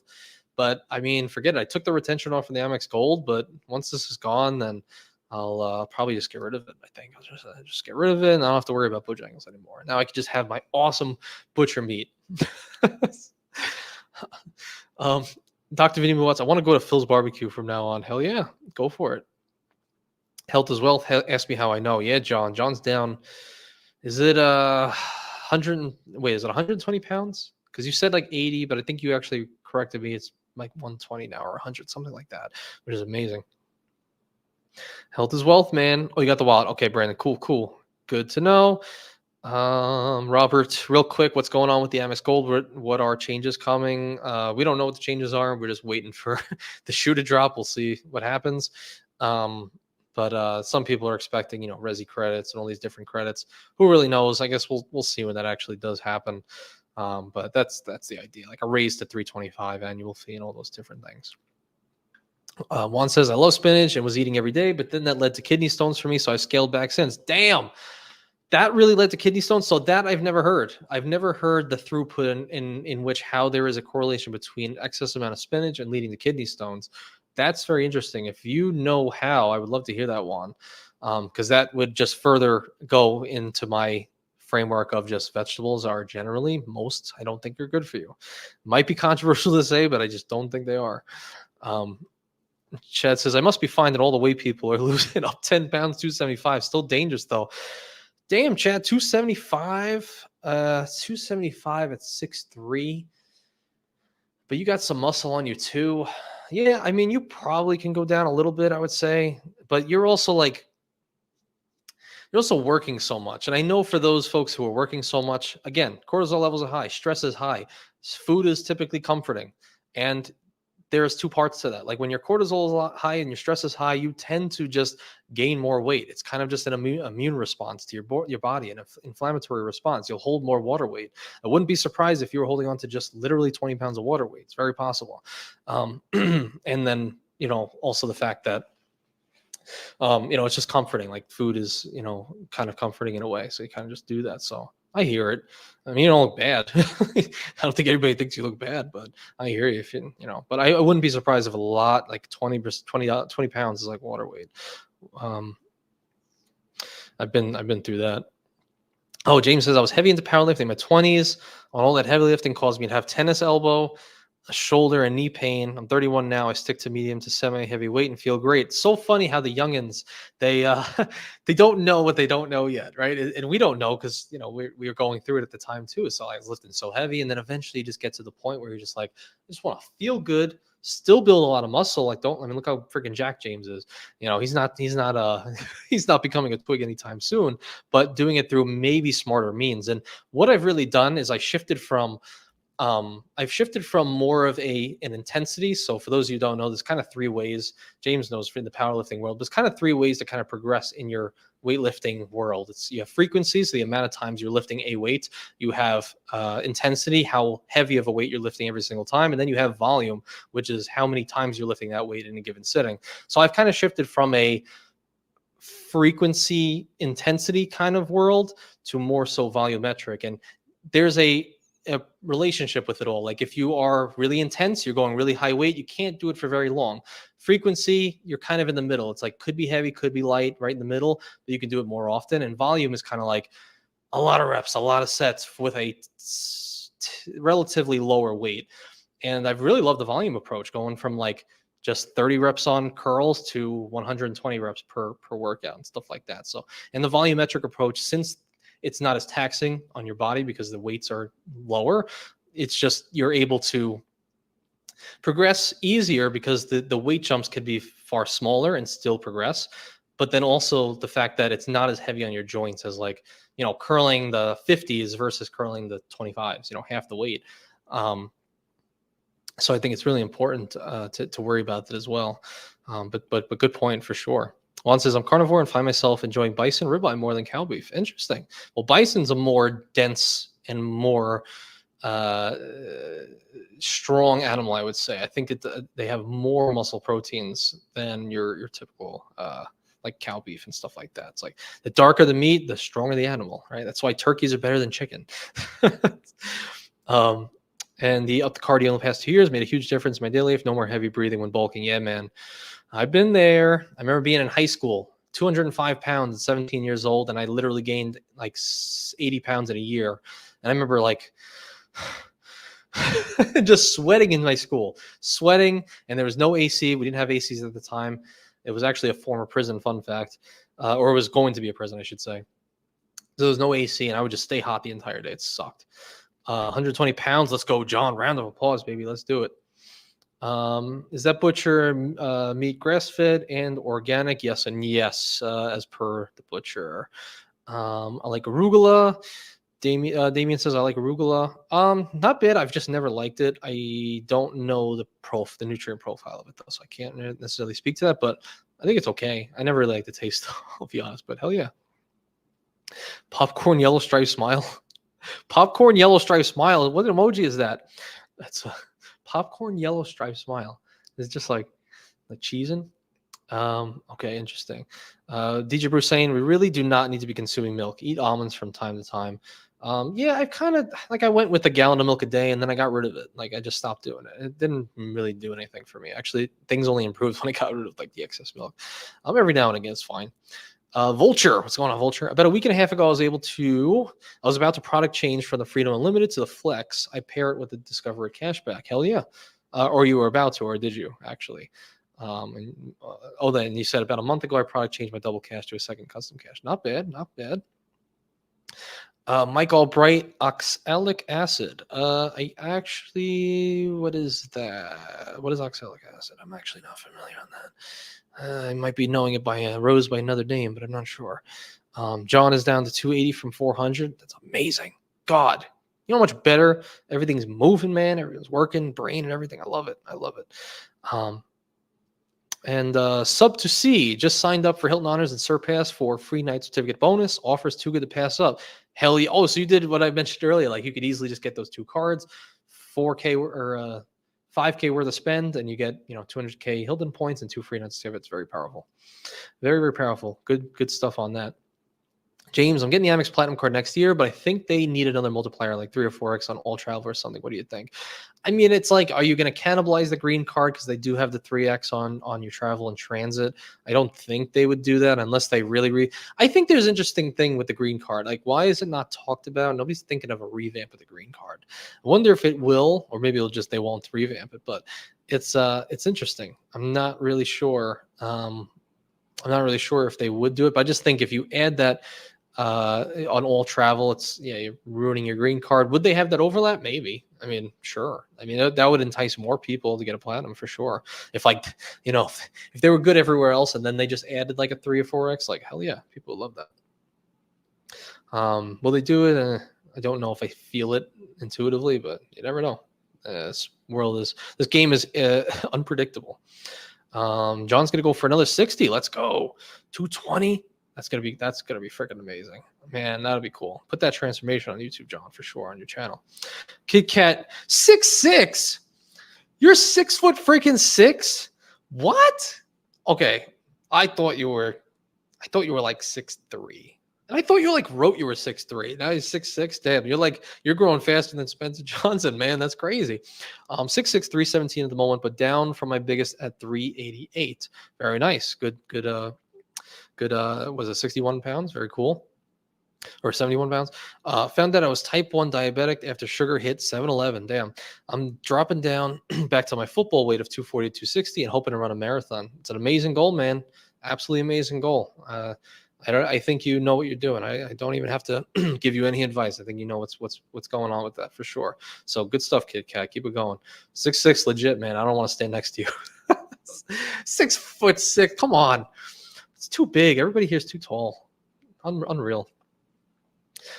Spinach is high in oxalate, and when you have high levels of oxalate in your urine, it can crystallize, and from kidney stones, very painful. In fact, had to get a stent to remove. Wow. So that's what you meant by the oxalate acid earlier, the other person that mentioned. So spinach high in oxalate, when you have high levels of oxalate in your okay. Very good to know. Very good to know. I actually was not aware of that. Very good.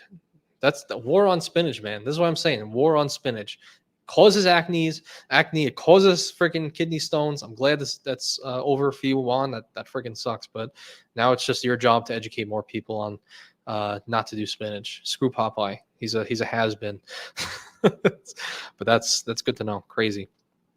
Kit Kat then compete in my local strongman competition for deadlift, clean, and jerk. Let's go. What kind of numbers you guys throwing up in your deadlift and clean and jerk? I'll put my numbers. I'll say my best deadlift, 405 at 165. And clean and jerk, I actually never did clean and jerk. I've done clean and press, maybe 155 at 170 body weight, something like that. So that's pretty freaking, I'm excited for that. You can do some Atlas stones. We see some Atlas stones. Come on. That'd be cool. Silver Sale says, hoping for an Amex Gold retention offer better than the 10K MR for 2K spend they offered yesterday. That's what I got as well. Heard of anyone else getting good offers waiting till the near statement recently? The only things I've heard is that offer. That's what I've gotten. And then also, I believe it was Keith who said he got like a $200 statement credit or something in his offer. And I think I heard someone get 15K for the 2K spend. So not too varied from that, but that's what I got. I took that. I thought it was, worth it, whatever, given the situation. But that's the most I've really heard, Silver Scale. Raw nuts are good. Fatty oils, hell yeah. Talking about some football. Love it, love it, love it. Oh, I meant to say I did product change the Freedom Unlimited to the Flex. Same with my double cash. Get a second custom cash. I'm in 524 jail at least late 2025 Vulture. No. Oh, we're unreal. Damn. Well, that's good though. You got some things covered, and enjoy while you can. Maybe beat 524 if you're so crazy to try it out. Great journey, hell yeah, John 6 foot. G2 Kings, Amex Gold, August the annual fee's coming up in August. Lots of points. Just got CSP a month ago. What would you do, Anthony? Well, I don't necessarily know the question. Is the question to cancel the MS Gold in August? Is the goal to well, you just got the CSP, so that's great. Or are you just worried about multipliers? You're worried about points associated? You're worried about annual fees? Otherwise, I'm not necessarily sure. Don't have an opinion just yet. He's got that. Okay, cool. I wonder how behind I am. Let me see. 3 or 4x would be cool, James, on the Amex. Yeah, I mean, if they have all these events, like just pull a Capital One, right? You can get some money back on your entertainment or your shows and whatnot through the portals. I mean, come on, that's powerful. Did I see something? Try not to. As long as they come out with that white gold. If they don't come out the white gold, I'm coming out swinging. I'm swinging for the. I'm gonna swing in a bad way. I'm meaning for the gold card. I'm gonna throw hands with the gold card. Any recommendations for the Hilton free night around September? It's my girlfriend's birthday. Don't know where to go. So maybe you guys have some in the chat, some recommendations. I could tell you from personal experience where I used my free night certificate. Was it around that time? I think I might have used it in like an August or something, or maybe it was April. I don't really know. But I hate to be a broken record, but I know where I used it. And I know where I had fun with it, which was the Mills House in Charleston. It's the big pink house in Charleston downtown. It's just such a great hotel. I don't know. I loved it. I want to go back because it's so central to everything that you would want to go to. It's in a safe area. You can stay there, use the on-site because it's a Curio hotel. You can get, if you're Hilton Gold, you can get upwards to $30 a day in dining credits. So we went down, got some drinks, got drunk, and walked around downtown Charleston to burn it all off. And just, walking around with your spouse drunk is a lot of fun in downtown Charleston. And, there's nice breakfast spots. It's near the water. You could do water taxis there, but it's all just a walk away. And it's a really nice hotel. And the value is like, I don't know, it's like a $400 room or something like that. So I like that I use it there. I didn't use it anywhere else. Are there any places that I would use it? I would definitely, like CJ did, I would use like the Hilton Free Night Certificate. I went to the Waldorf Astoria in DC recently, life-changing experience. He used it there. He had an amazing time. If I had another free night, I would probably use it there. Very, very cool place for sure. I'm trying to think of other Hilton. Those are like the two like my favorite experiences. Other ones are nice, but I wouldn't really waste a free night there just because like you can just kind of pay with points for cheaper. But I would say just those two. I'll throw my name in the hat for those two for sure. But unless you guys have other experiences. Let me see. Vulture. I hope they don't change the gold, but if they do, I will either downgrade back to the green after a little over a year of having it or cancel it. I can use the credits, but it gets old. Absolutely, it gets old for sure. Yeah, I could see that. That's why I kind of hung my hat and I said I'm not going to cancel it this year. I just want to see what happens. I want to use whatever they bring to the table. Like I'm actually excited if it becomes resi. It's not anything that would kind of tip my balance for the time now where I'm just again getting more welcome offers, bringing it all full circle. But I like the resi. I like resi restaurants. I have a few near me that I could use it for. So I would like to try it. So for sure, I think that would be cool.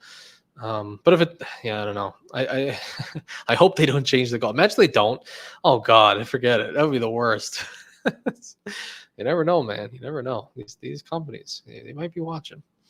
I will ask for a retention offer before canceling it. Yeah, might as well. See what you can get. And the Amex Gold plus 5 MR and gas till 9:13. Hell yeah, very nice, very nice. That's good. Dirk, Arizona Biltmore or Bell Rock Sedona for Hilton Free Night. I think was that you who said that Bell Rock Sedona? I think I heard that. I think it was like a cool property. I forget who was talking about it. I can't remember. But good to know. Oh, Silver Scale says Mills House points cost is insane, like 220 in the time frame we were looking. Free night certificate or cash for sure. Wow. So I have noticed this. I've noticed with this with the Mills House that I don't know if it's like venue, like they use it as a venue or something, but like I have seen times where it was like, yeah, like over 200,000 points a night. And just make sure for the person using the free night certificate, like, you know, check that that it's available, because sometimes when you get your points up to like that 220K, it could be a not a standard room anymore. It could be a premium room, and you can't use a free night certificate on premium rooms. So just be sure to look at that before booking, and book it as soon as you can before things change, because standard rooms could easily turn into a premium room depending on time of the year, how close you're getting to the date. So just keep that in mind for sure.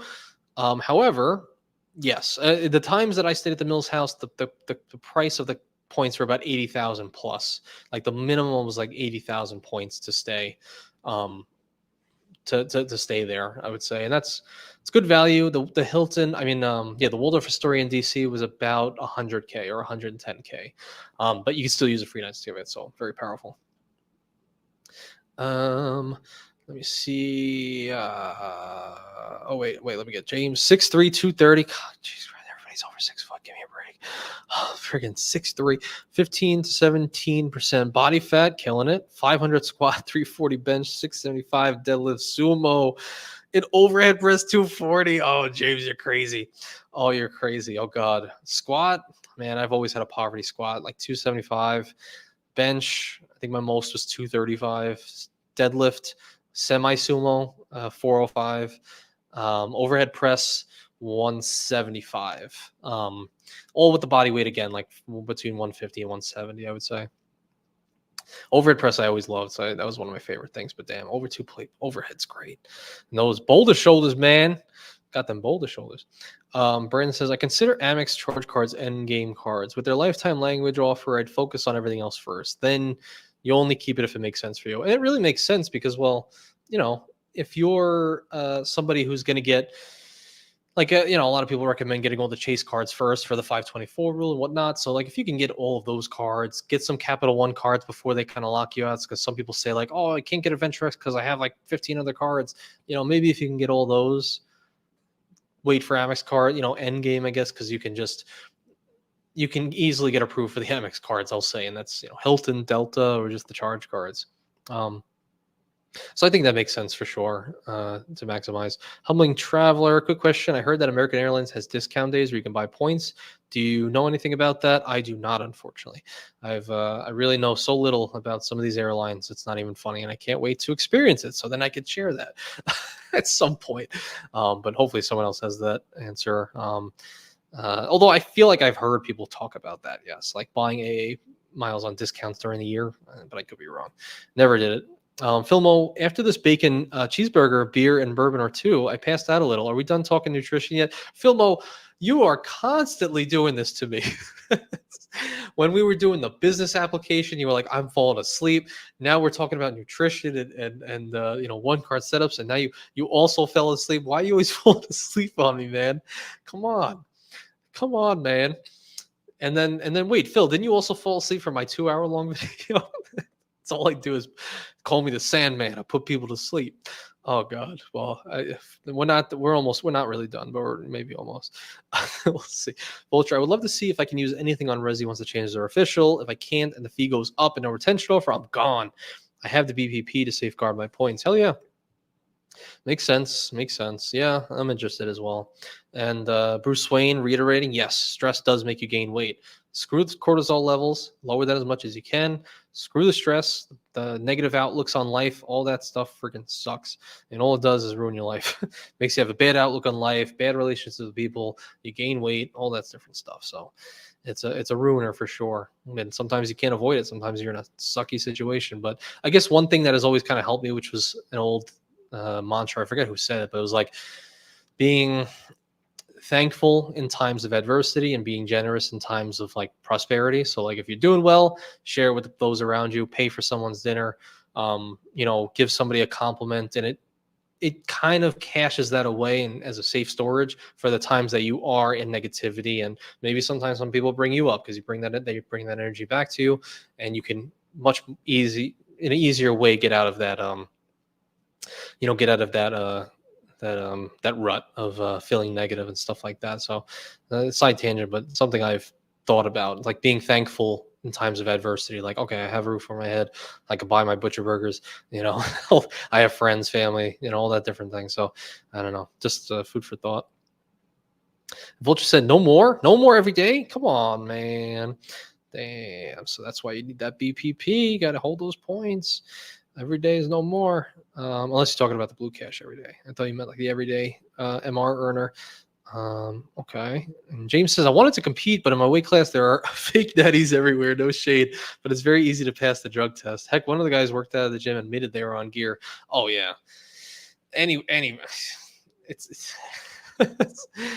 it's no secret, all of these tests can be passed. I mean, if the fact that USADA testing with the UFC, people have been able to beat that time and time again. It's like these, NPC, all these different, bodybuilding federations, or even weightlifting, like powerlifting federations, like there's coaches for this reason, to get around all these tests. If you're on gear, if you're on steroids, you can beat a lot of those tests easily from what I've seen.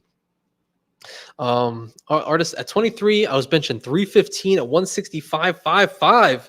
You're in the industry, we would call you a manlet, but a jacked man, like a Matt Ogus type, or a Jeff Nippert and all those people. So that's crazy, man. 315 at 165.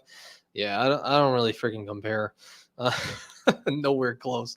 There was one time where I tried a benching every day.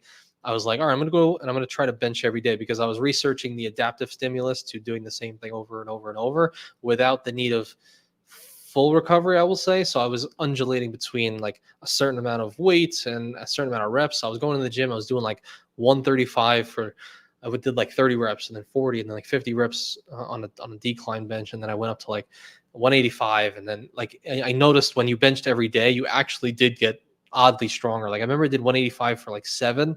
The following day I came in, I did 12. And the next day it was like 14. It was something crazy. And then I went to like my 245 max or whatever it was. So pretty interesting how the body adapts.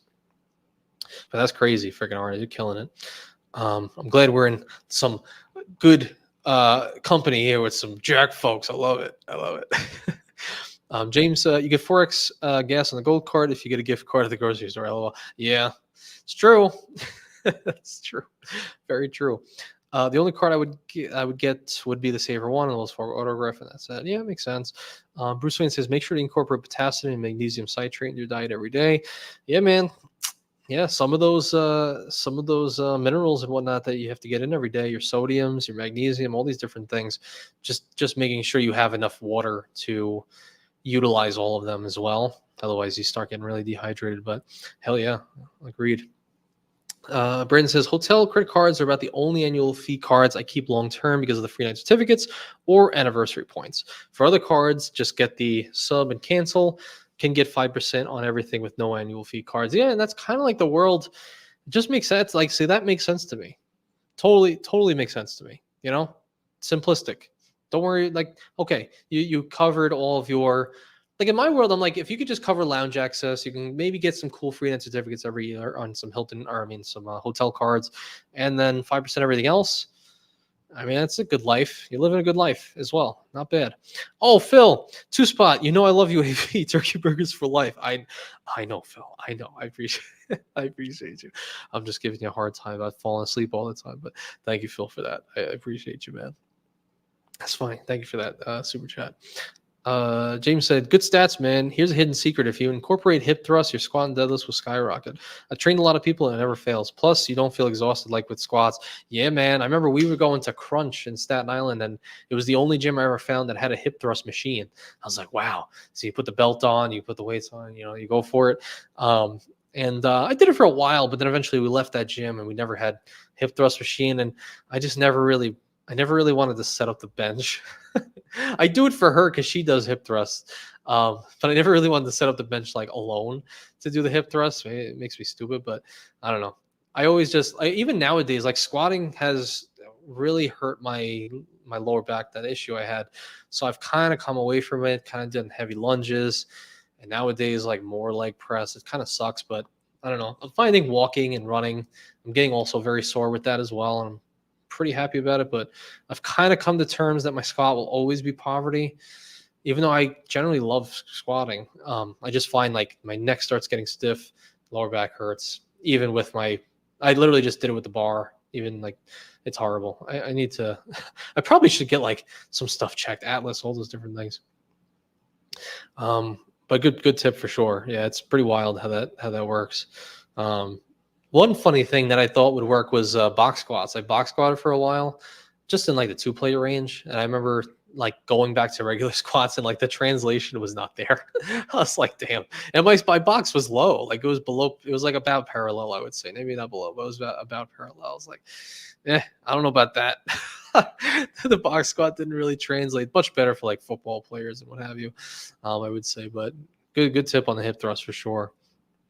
Maybe I should incorporate it a little bit more. My hamstrings are always very tight. Maybe I should, or, in that area. I wonder. Liz says, can I use Capital Venture X for tax for the welcome all bonus? I know Amex can. I mean, as far as I know, taxes aren't disallowed from, I don't even think, any issuer. Correct me if I'm wrong, people. I could be wrong here, but I feel like you can hit taxes on any card and hit welcome offers. There's probably one out there that I'm unaware of, but I haven't heard so far anything like that. Would be interesting if so, like if not able to, but yeah, I'm all about paying the taxes for the welcome offers for sure. Did that with my retention offer on the Platinum a couple of years ago. John says magnesium was a game changer for me. Completely changed my sleep. Really, that's good to know. Good to know. A lot of people definitely do. Yeah, she does she used to do a magnesium drink every single day. Also, another fun fact, one thing that we learned from doing all this butcher meat and everything like that, we found that when you when we've been introducing this, we realize we're actually, I can fall asleep no matter what, like any time really of day. It's kind of bad. I think I have sleep apnea, but she has had a hard time falling asleep. But since introducing all this meat, a side effect has been she's been able to fall asleep very easily. Don't know if there's a correlation yet, but just some anecdotes. Vinyl cover 5-spot. Thank you, 5-spot. Thank you, Vinyl cover, for the 5-spot. Thank you so much for that. Much appreciated. He said, if only there was a Charles Schwab green card, that would be my Amex One card setup. So you mean like a Charles Schwab card that allows you to cash out into the brokerage account, like the Platinum, but it just has like all the characteristics of the green and an annual fee of the green? If so, honestly, hell yeah. That would be very, very cool. I mean, of course, like lounges and whatnot. Mike Albright, Amex, thoughts on the Amex Marriott Bonvoy? I mean, I haven't really looked into it much. I mean, I don't know. I haven't really looked at it. I know you got, good credits, $300, you get, free net certificate. If we're talking about the Brilliance, I think we're talking about the Brilliance card with the $650 annual fee. I just, I don't know. It's just, I don't really have thoughts right now because I'm just not in that world of Marriott yet. Really at this time, I'm kind of planning to be a Marriott guy in 2020, like late 2025, once I run out of all these chase points, if I ever run out of chase points, and then I'll kind of go hard with that. And then at that point, maybe I'll want a nice boundless to go to a Ritz card at some point. Maybe, I don't know. Maybe I want the Amex Brilliant, but for now, I don't know. For now, I'm really enjoying kind of see, I'm booking Marriott properties. Like, I booked out this JW Marriott, not too far in the future under MasterCard's luxury hotel program. So I'm like, okay, I'm booking a decent Marriott property under MasterCard's World Elite program. I'm getting my $100 experience credit, just like FHR with Amex. I'm getting my daily breakfast for two. Not guaranteed late checkout, but so far we've seen that if you just ask them, they'll ask on your behalf of the hotel. And so far, like Calby asked, he's the only person that asked so far. He asked if he can get late checkout. He got 5 p.m. on his MasterCard hotel. So it's going to be very subject to availability, whatever. But my point is, I'm still booking Marriott hotels without having Marriott cards or even using Marriott points and paying cash with it, and maybe like cashing out Chase points to pay for this Marriott stay. But by booking through MasterCard, I'm able to get the $100 credit, daily breakfast. So it's like, I don't know. I don't know if I'll even like start booking things with Marriott if I really love booking through MasterCard and just, having that optionality. Like I'd rather save the 650 and use that on a couple hotels in cash that I can get some money back for sure. So a long-winded answer is I don't really have a full opinion on it, to be honest. It's just not my world at the moment, I don't think. Could be powerful though. Stan loves his, right? Chad said, "Oh, the Robin Hood." Yes, okay. I knew I knew there was something. The Robin Hood card does not allow taxes. Yes. Did you guys see that? There was something they put out there. I forgot the other thing that they mentioned. It was like the Robin Hood was like taxes, and there was like one other thing. I forgot what it was, but it was like this will not count towards like giving you your points and what have you. So that's interesting. Picking and choosing what works and what doesn't. Robert M, I have a question. Is Blue Cash preferred fee waived if you have an authorized user on your card? Oh, that I do not know. Authorized user, like Blue Cash preferred, huh? I don't know. I mean, we could type it in. Let's see. MX. Actually, let's do it together. Hey, why not? We have the computer. Why not do it? Blue Cash preferred authorized user fee. Let's see if we can. And what I like to do is I'll type in Reddit. I'll just see. Like, let's see. There is no fee AUs on the Blue Cash preferred. Is that the is that the answer? Is proof your humanity? Excuse me. All right. I recently added my young brothers to the Blue Cash preferred. Users under my account. I've been looking and searching everywhere. See a fee added. This seems to be different answers. This guy says there's no fee, and this was 2 years ago, so maybe not. I mean, maybe they changed it, but I don't think so. No fee, but there are age limits. So unless this is just outdated, not a thing anymore, I think you have your answer. So not bad. Philmo says, my knees won't let me do too much. Some days even walking is a problem. Damn, but we power through. All jokes aside, I'm looking to start some weight training. It is sun's out, guns out season after all. That friggin' sucks that walking is an issue. I know you have some issues like your knees, I think you said, right?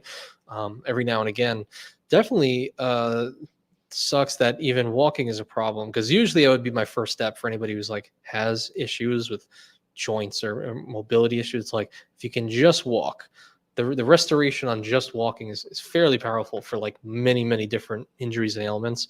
But there are some people like yourself that might flare certain things up. So you might be someone that will strengthen things via just going to the machine room, like in certain gyms, sitting down, doing your curls, doing your overhead, overhead stuff, doing some stuff like that. So that might be the avenue you go in for now.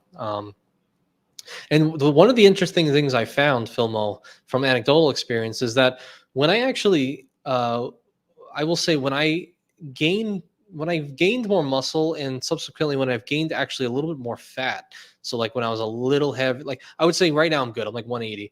But when I was like in the 150s, 160s, a little light, but still like similar strength, I had a way more like ailments. So it's like little pains here and there. But I noticed just the fact of gaining 20 pounds, a little bit of cushion, I noticed a lot of pain actually went away. I don't know if that helps at all. I don't know your situation, but some anecdote that just popped in my head that there seems to be some sort of correlation with some cushion with added weight gain in certain cases. But I think for the most part, yeah, it's just like if you can walk, that's great. In a little bit a day, and get all the blood in the area, get everything moving, strengthen all those areas, and then maybe sit down machines for now, for sure, because sun's out, guns out, right? PayPal, Silver Scale, PayPal MasterCard is solid for taxes. Processing is under 3%, so get a little net gain. Interesting. Yeah, for taxes, I mean, like the way I pay it online, it's only about a 1.79% or 1.78% to pay your taxes online with a credit card, I should say. So like if you have any any 2% card, technically you're in profit. But if you can get like a 3% card, something like that, if possible. Or if you have what I used to do in the past was I would ask for a retention offer. So like I asked for the retention offer on my Amex Platinum a couple of years ago, and it was like spend 4 or 5K and you get 40,000 membership reward points. So immediately I was like, taxes are coming up. Okay, got the retention offer, went online, and footed the 1.78% and got my 40,000 MR points in that one shot. So, paying your taxes, I think almost always it's like, get a welcome offer on a card, put it towards that. Because that's just the ultimate value you're going to get back. Like we said, if you're paying 6K in taxes and you can get like 80,000 chase points, what was that 13% return, right? Not bad. Better than a lot of people do in the stock market, right? Or checking accounts, savings accounts. Well, just says once the fee posts after July 17, 2025, it would be beyond the year since I upgraded February 11, 2024. I missed. Sorry. I have the Blue Cash Preferred and got that $1,000 spend for $75 statement credit. I'll keep it for a year and pay the remaining $20, downgrade back to Blue Cash every day. Gotcha. And then James says the hip thrust machine sucks. LOL. I felt mad weird the first few times, but I wanted to gain more than the embarrassment. Exactly. I love it. Now people ask me about setting up hip thrusting with the step platforms. Isn't it so funny in life? The things that you venture into the unknown and you learn the task associated or the thing associated looks weird, looks embarrassing, or people doubt you. And then once you learn the thing, everyone becomes your biggest supporter. Like, oh man, how do you do that? Actually on that note, there's so James, you probably know, but the reverse, so Louis Simmons, he unfortunately passed away recently, and he created the reverse hyper. So a lot of the people under his West Side barbell, I think conjugate system, a lot of people, power lifters like James, and have a lot of ailments with their lower back, especially the heavy squats and deadlifts. So he created something called the reverse hyper that essentially you're laying flat and your legs swing underneath with some weight. And the idea is to extend your lower back at the bottom, hit the concentric so you get some blood flow, and this way you're healing that specific area, and it's helped a lot of people. So I used to do that. I used to do that a lot. And then I remember one guy walked up to me in the gym not too long ago, maybe a couple months ago, and he was like, "Hey, bro." I was like, "Yeah." He's like, "What do you do?" He's like, "What are you doing and how do you do it?" I said, "Okay, so here's the deal. This is what it is, and this is how you do it." I was like, "Do you want to try?" He was like, No, I don't want to try, but thank you." But then a week later, I saw him doing it. So I multiplied it because I was the first one, I think, to use it in the gym because it just got introduced like that day. And nobody knew how to do it. I was like, I'm going in. So it's funny, a little anecdote, right? And then now he's using it like every week.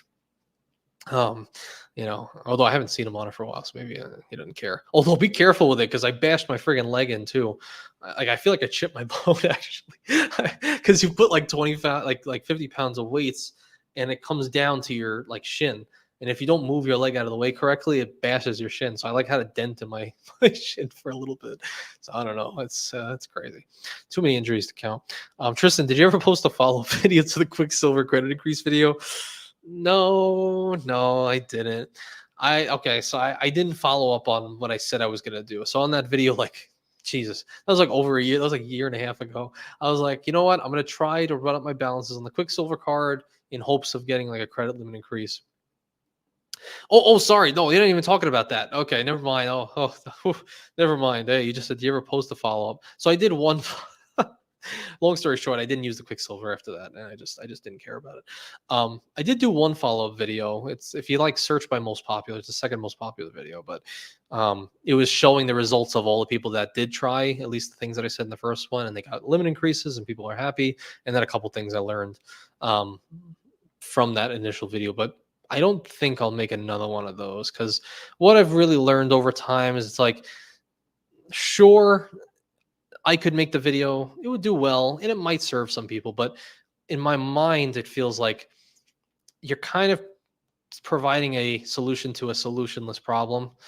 For the most part, the easiest solution is to just take that spend and just put it on a new card. Even if it's a Quicksilver, but for excellent credit, that's going to be giving you your bigger bucket at inception and give you better increases over time. And my brother-in-law has followed this. So he got the Capital One secured and he got a Quicksilver. Quicksilver gave him like a $500 limit, something like that, or $1,000, I forget. It's not enough, and they're not giving him a credit limit increase. So I was like, okay, just apply for a Chase Freedom Unlimited.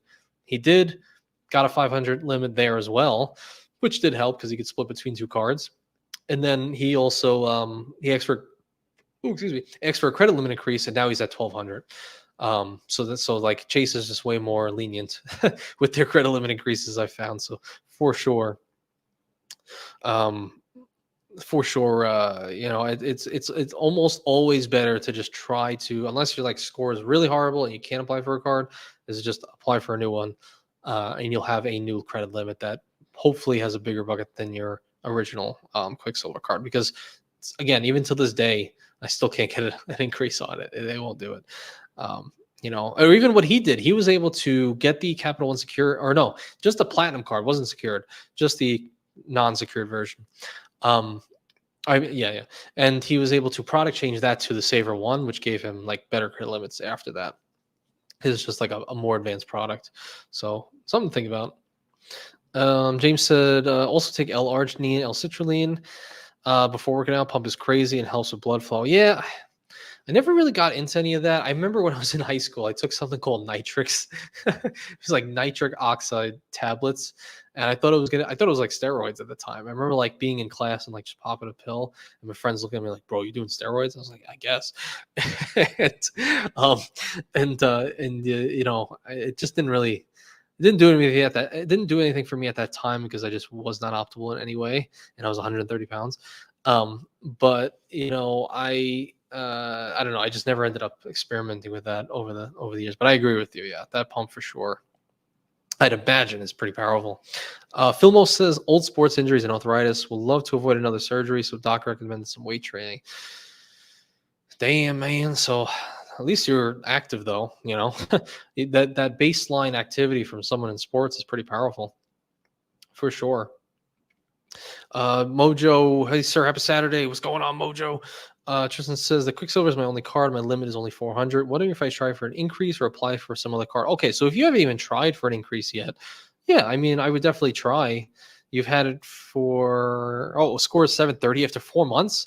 Wow, they're just handing out credit limits to people, aren't they? I mean, not to like dig you, Tristan, but like my brother-in-law, he's had credit for 3 months, I think, and he's at the 700s. I'm like, in what world has this been a new thing? Like a new thing? Like I remember having a 550 score, and it took me like well over a year to get hit in like the 600s and then 700s. Like, damn, that's pretty powerful. Black the Engineer says, I don't always think getting a new card is the better option, especially when all your cards have a low limit. And then he said, what's the point if I'm only going to get approved for a 300 to 1,000 limit? Well, I guess the idea is like at the time of inception, when you got approved for your first card, take, for example, my Capital One secured card. I had a 540 credit score, lower income, lower age of accounts, lower account total, low everything. And if you wait a little bit of time, even if you apply for the exact same card with a higher credit score, higher income, higher average age of accounts, Capital One, if there are a million data points, I know some people might say like, oh, they don't exist, buckets don't exist, but I think they absolutely do. But with that increased credit profile, even for the same card, you can be approved, and you could have higher limits, higher starting limits, so that when you do ask for a credit limit increase, the percentage gained is much higher than on like struggling with your initial card. And that's why I say like sometimes applying for a new card, depending how long you've been kind of working with it, is a good option. Like specifically, I remember my current Quicksilver card that I got initially like 6 years ago was like $1,000 or like maybe 1,500 limit. I don't even know. And then since then, my secured card actually was product changed to a new Quicksilver card. And I believe the ability to earn on that raise the credit limit on that second Quicksilver card, the potential is much higher, just because it's like a newer card technically, because it just product changed a couple of years ago or a year ago, I forgot what it was. So I just think the propensity and the potential is higher when you get for a new card. But hey, if you never ask for a credit limit increase, Tristan, go for it, man. Doesn't really hurt. Especially if your income is higher, that's going to be pretty big, depending on, what your job looks like. Kevin will probably put in your bucket at 400 limit. You might not get past 1,000. It's very true. Very, very true. Just said I had a car loan before, so that's why my score. Okay, so that's why your score is so high. Makes sense. And then Robert says Amex gave someone a problem on tax. Don't remember who. So there was something that Mark Reese put out a while ago, where the idea at that time was that he got a report, and from a couple data points, he theorized that if you were going to hit the minimum spend on an Amex Gold card, let's call it, and let's say the minimum spend was $6,000, and I'm at 5,000 spend right now. I'm 5,000. I'm only 1,000 away. He saw through a couple data points that if someone made a tax payment that was like made it completely hit that minimum spend, like an extra $1,000. So now he hit it. If that tax payment made it go over the minimum spend requirement, that did not count towards the welcome offer. But like inversely, he found in that video, I don't know if it's actually fully founded, but in that video, he said data points show that if you were to make like a $5,000 tax payment, right, and now it's like $0 in minimum spend, and now you hit 5K with just that tax payment, that will count towards the minimum spend. But any amount of taxes paid that pushed you over the threshold, that did not count. So it's a little weird. But I remember that video specifically. I remember a couple people being like worried, but I don't think that's true. I don't necessarily think it's true. It could be. It very much could be, but I don't think it is because at that time, and I really could be wrong because my memory with certain things in this case, in like this case, when I do things fast, not documented, it's like kind of fast.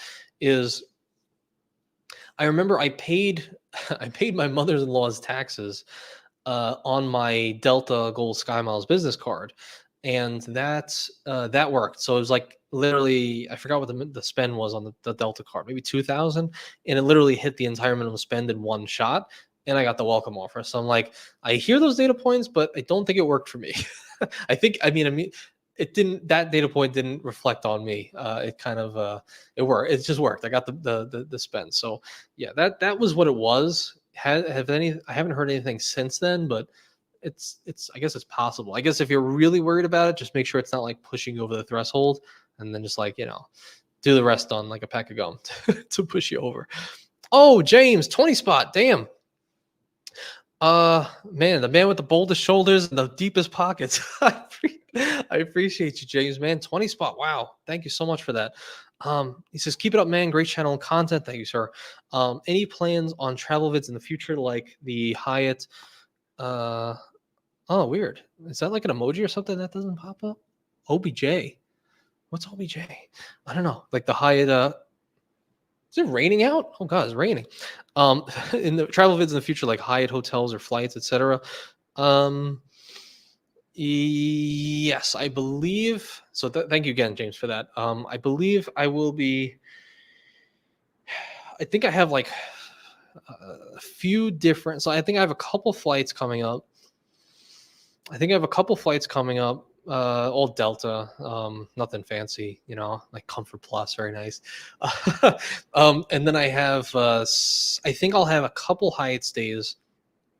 Like I might be passing through Savannah, Georgia, and I wanted to kind of maybe it depends on the price, but I wanted to possibly stay at the Thompson like I did recently in Savannah, but do it via MasterCard and see what the difference is. Because I stayed at that Thompson via FHR with the Platinum, and now I want to do it with MasterCard and see if I get the same experience. But if the price is too high, I'm not going to do it. I'll just pay with points. So I'll probably do that. I might do the Andaz out there as well, even though I think it's a lower end property. Might use a free night certificate. And then I might be going to Florida as well. So I don't know. We'll see. There's so many different things up in the air, and I never really commit to much. But there's a few things. Although one place I would love to go, I hope I can make it happen, is for you Florida folks. I would love to go to that new Conrad. It's called Evermore. It's got like a giant lake. Hold up. You know what? I'll pull it up for everybody. James, I'll put you away for a second, but thank you so much for that. Let me see. I would love to use a free night certificate here. And I did check. You can.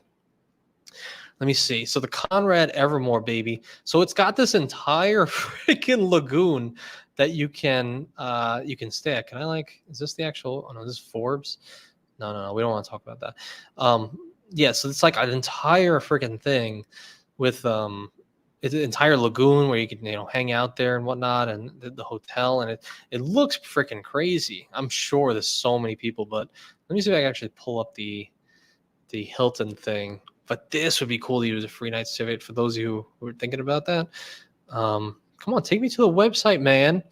Where is the website? Conrad Orlando Evermore. This one. Let me see here. Yeah, look at that. Oh my God, we're doing some kayaking. I just know this place is like a haven for craziness for now while it's new. Look at this. You got golfing. You got some crazy little cabanas here. Look at this. This guy is getting macked off. They're getting drunk. We got some, some tangerines or something. Bunk beds for the kids. I mean, come on, man. That's a powerful resort, man. All new. It's I didn't realize it was actually like family friendly and stuff. Look, oh my God, they got houses. Let me see the houses here. Hold up. Juan Garcia. I actually booked the Conrad Evermore in Orlando in November and using my free night certificate. Very nice. Very, very cool. Look at these houses. How can I book a house? 5-bedroom house? Are you kidding? 6-bedroom house with a theater? Tell me it's like points. It's only cash, right? It's got to be only cash. Let me see. Wait, can I like check in? All right, I want to do these 2 dates. 2 guests. No, you know, let's do 4. We have kids. Let's see. Conrad. What is this? Is it just out? What are we doing here? Come on. Help me out here. Come on, help me out. All right, I don't know. It's not working. I'm going to bail. I'm bailing. But that's pretty cool. That is pretty cool. So that is where I think it would be cool to do a free night for those like Juan Garcia who's willing to use it. So I think that's interesting. So thank you again, James, for that. That means a lot, man. I appreciate you. Great conversation with the bodybuilding and all that stuff. I love it. Powerlifting. Oh, Ruben, what's going on, Ruben? How's Eric doing? I was just watching a video from Mark Reese regarding the sub. In the video, he had 2 tax payments. First was $5K, and the last payment was $2K. The $2K didn't count. Made a payment on his rent that worked. See, that's exactly what I described, and that's what he showed. So that's what I know to be true based on his video. I very much could be wrong in that the tax payment that I just mentioned that hit the welcome offer, it's very possible I already had like a couple $100s on there, and then like that tax payment got me close, and then like I did another one. Who really knows? But like I said, just to be safe, just make sure the tax payment is not like hitting the welcome offer, just a slight bit above below, and then you're good, and then you'll be fine. Just to be safe. So that's cool, Juan. Hell yeah. Juan, yeah. Jackson, I just stayed at Alila Napa Valley for 3 cents per point. One of the best Hyatt redemptions I've done so far. Very cool. Didn't Daniel Braun do that? I thought I saw on Instagram or something. He did the Alila Napa Valley. I would love to do that. I would love to stay, much like how I've been like kind of collecting all of the Hilton brands. I want to hit all of the, hit all of the, all the Hilton brands. I think it's like literally like 20, maybe 21 now. And now I want to like take over all the Hyatt ones. Like I would love to go to an Alila, do some Andaz out there. So that's cool. That's good to know. How's the area, by the way, Jackson? Is that a safe area? Like I'm always afraid, go to California or something. But is that cool? How was it?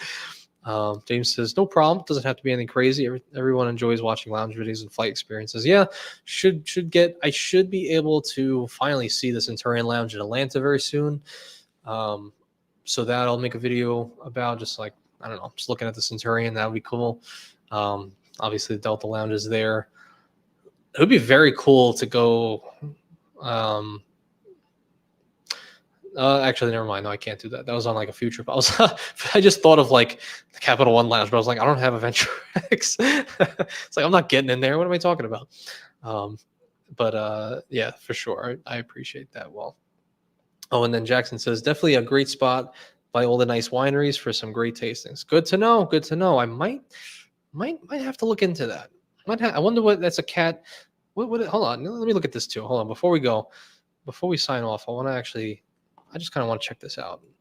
Jackson's got me excited. But that's all I do is I make plans and then I don't follow through. It's great. It's a great life I live. I just like to dream about one day, that I would stay in these places. Oh man, look at that. Okay. All right. I'm all about it. Let's see. Oh wow. That'd be a cool place. Like when we got married, we did like some photos with like a friend we know, and we were in like something like this. Good spot to do some photos. Look at that. Wow. Look at this guy collecting some stuff. Oh wow, very nice, very nice. Wait, is that Daniel Braun right there? No, I'm just kidding. Does look like the shirts he wears though, right? That does look like, wow, look at this. Very cool. I'd like to see, okay, let's see this. Oh, they're making some stuff. Doing massages. Did you do a massage? That oh wow, doing some singing glass here. Some saunas. Can I like zoom into this? Painting? Wow, this is really luxury. This is pure luxury. Look at this. Ultimate relaxation. I love it. I love it. It's amazing. Alila Napa Valley. Come. Come enjoy. So like what's the deal? Like would people prefer Alila Ventana versus Napa Valley? Like what would I don't know, what would you guys think? Like what's a better option? You know, like if one day I ever could make it, or if you guys will ever go there. Um Daniel's cut shirts. Yeah, man, he makes it look good. Friggin' with his friggin' frame. Very cool. I like it. I like it. Hyatts are so cool. Hyatts are very, very cool. But like, see, like, what would be like? I don't know. I haven't looked at this in a while. Like, what's the deal with the Ventana? Is that like, is it just hyped up or something, or is it So this is the whole property. So actually, funnily enough, I thought it was bigger than this. Is this just one section, or does it go back further? Because I remember seeing this in like little pictures. I'm like, oh, it's big. But what do you guys think about this? The Lila Ventana. Is Napa Valley better? I don't know. I don't know anything. It's way better than the hotel search we did a few lives ago. Filmo, yeah, we kind of went all in on some crazy hotel, some love hotels, right? We learned about love hotels. Now we're learning about luxury. Oh, look at the redwoods. Oh, I've always wanted to see redwoods. My favorite tree. I've always wanted to see that. Look at the gallery patio. Very nice. Very nice. Can we get like other pictures than these? Okay, let's see. Okay, so very nice. Very nice. So what is this, like 40K a night? 40K for the Ventana? Or Michael Wong says maybe 50 to 60. Not bad. I don't know. I could be down with that. I could be down. Napa Valley seems very interesting. I feel like the wives would like that better. Wow, look at that. Like an Airstream. Oh wow, that's very nice. Now that is very nice. I like that. Interesting. Interesting. Not bad. Not bad. So I don't know. Those look nice, Caesar, for sure. And Filmo says we're finding your Iceland princess. Oh God. Oh no. Oh Jesus. Oh no. Oh Jackson, you did it for your 3-year. Happy 3-year anniversary, guys, for sure. Stay away from the low hotels. I learned the hard way. Never again. Yeah, I hear that. I hear that. But I'm poor. Could you donate some points? What could I give up right now? Like, what don't I mean? I have like 6,000 Marriott points that I'm likely to not use in a very long time. If you want that, I'll give you 6,000 Marriott points. If that's what you want, man, I can give it to you. But no, everything else I want it. I think I have 150K Delta. She has like 60K Delta, 130 Amex, 200 Hyatt, about to be another 80 Chase. She's got like 120 Chase, 150 Air France. Oh God, so many different things. I'll give you some Marriott points though. Marriott points are trash. Caesar, come on, Caesar. One day it's gonna happen, Caesar. One day it's gonna be like, wait a second, where's the Hilton? Oh my God, the only option's a Marriott, a Town Place Suites. Oh no. And then you're gonna go there and you're gonna say Hilton, did not give me my entire experience. I'm kidding. I'm kidding. But no, listen, I don't know. I can't wait to get into Marriott's in the future. How I will accumulate those points, I don't know. However, I did see something very interesting that I want to do. Hold on. One last thing before I go. One last thing. Calvi found this, and I thought it would be so crazy to do. Well, actually, there's a couple things. So did you guys see there's like a Blade partnership with Marriott? This thing. So like the luxury group, Marriott International. So apparently there are some hotel rooms you can book yeah, the Ritz Carlton, the ones in Manhattan, New York, and you can get like a free blade transport to wherever it goes. I don't really know. I thought it would be really cool. I don't know if it actually shows it here, or maybe it says it here. Can I get to it? Let's see. Caesar, Caesar the Marriott is in a Marriott is a sign of the end of days. Yeah, that's right. Um, I don't know. Here now we have some Mandarin writing here. Um, oh yeah, some of them you can't even like. Oh, you have to email. Okay, so like here's one of the properties. So like, you can book a particular room, and it'll give you a blade. Like you'll be able to fly for free, like that built blade thing. But another thing I saw, I wonder if I could find it through search. But you can actually book a Marriott room and have a personal butler. No joke. I didn't even know this existed. Uh, Let me see here. St. Regis butler, like it's not just uncommon. Like it was a random St. Regis or a Ritz, and they had it. I wish I could. I don't think I can do it justice. I would have to like search where I knew it would be. But if you look in the room, it's like, oh, suite room, whatever, and it's like comes with butler. So like allow the St. Regis butler to take care of the unpacking, storage your luggage. But apparently they'll like be in the room, so like anything you need, like fetch me some water. They'll come and bring it over. Some garment pressing, all these different things. I heard they can do anything for you. They'll they'll show your wife a good time. I'm just kidding. They'll do anything. Maybe maybe it'll show up here. I forget. I thought it was so interesting. I was like, that would be a cool video. I would do it and be like, oh, let me get the butler thing and I'll like record it, and people could see real luxury. I don't care what you guys say. All right, listen, you got a nice Alila Napa Valley. Oh, really? Oh, you're staying at a Waldorf DC, really? But do you have a butler? Do you have a butler when you travel with these hotel rooms? No, you don't. And no, you don't, and rightly so, because that's what luxury is. Okay? I wish I could pop it up. It's funny to see it because, yeah, there we go. Look at that butler service. Oh, wait a second. I do know where to find it. Sorry. Wait, I can find it. It's on YouTube, and then we'll go. I swear to God, then I'll sign off. All right. Wait. Hold up here. Hold up. I think it was Saint. Well, maybe we'll go with Saint Regis because that's what it might have been. Butler service. Maybe it was just the St. Regis, New York City. Maybe this is the only one. I don't know. But I remember seeing like sick thumbnails from it. Wait, it's sponsored. Is this the correct one? Where's that sick thumbnail? This one. I don't think you guys can hear this, but you can appreciate. Look.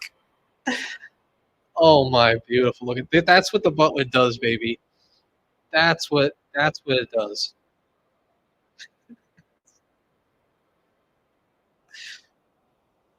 That's what I'm talking about, baby. This is luxury.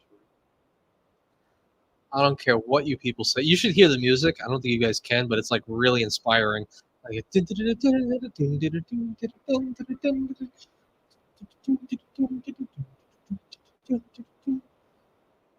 at that, setting the table. Come on, man.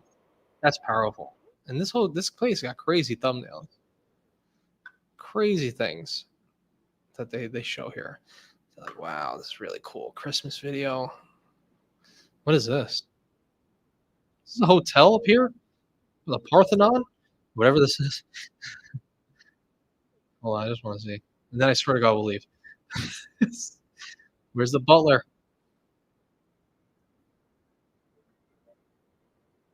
Oh, damn. What is that? Is that a baseball stadium? We'll see Key down there. Kiki's adventure down there. Is this the hotel? Or is that just like a no, this is the hotel. Wow, very cool, very cool. So we can get some butler services, man. So with yeah, so yeah, that's Jesus. Oh God, wait, what a I think you got a butler for Hyatt Secret Impressions. What is that? Huh? Secret Impressions. I do not understand. Who knew Cesar would be the harbinger of Armageddon? Someone has to do it. Oh God. Oh James 911. Even the elevator music. Yeah, which hotel is the best elevator music? I feel like Hyatt might be. I feel like Hyatt's always like the most like upbeat. Um, all right, well, I won't take up any more time. Now we're getting ridiculous. Now we're getting too crazy. We're talking about butlers and stuff. So I'll just say I appreciate everyone for being here for my initial rant about one card and welcome offers, and maybe not having to worry so much about multipliers and the redemption, so to speak, because your acquisition cost is so low. Um, you know, and all those things associated. I think you guys understand. Um, but I appreciate everybody for being here. And then let me run through. We got John for the super chat, deep thoughts. That was just the start of this whole experience. Thank you, John, for that. Xavier as well, just the start. Let's go. Woodsy, appreciate that, man, very, very much. It means a lot. Lazy for being here, and now he's fast asleep. Now he's going, he's good. QC, man, Street Interview QC, appreciate you, man. Filmo again, getting jacked, getting lean. I love it. Joe Barreto for popping in, appreciate that. We'll get you a date. Todd, oh yeah, with that question, appreciate you, Todd. Michael Wong, for that. Kid Cat, much appreciated. Health and wellness, agreed. Filmo. Yes, we love you too. And then Phil, vinyl cover, 5 spot. And then, of course, James, the 20 spot. Much, much, much appreciated. Means a lot. And this was a lot of fun. So Anthony needs eat some steak now. He's got hunger crazy. I'm going crazy. So appreciate you guys every single week and for being here. You all know how much it means. I think you know how much it means, but I'll always say it. It means a lot to me for being here, for the super chats, putting up with craziness. And hopefully I can provide some sort of value to you every single week. So thank you all. And I guess enjoy, stay healthy, go to your local butcher, support them, cut out the seed oils, and get some welcome offers, baby. Let's keep rocking the free world. I love it. Okay. It's all right. Take care, everybody. Appreciate you all. Thank you so much.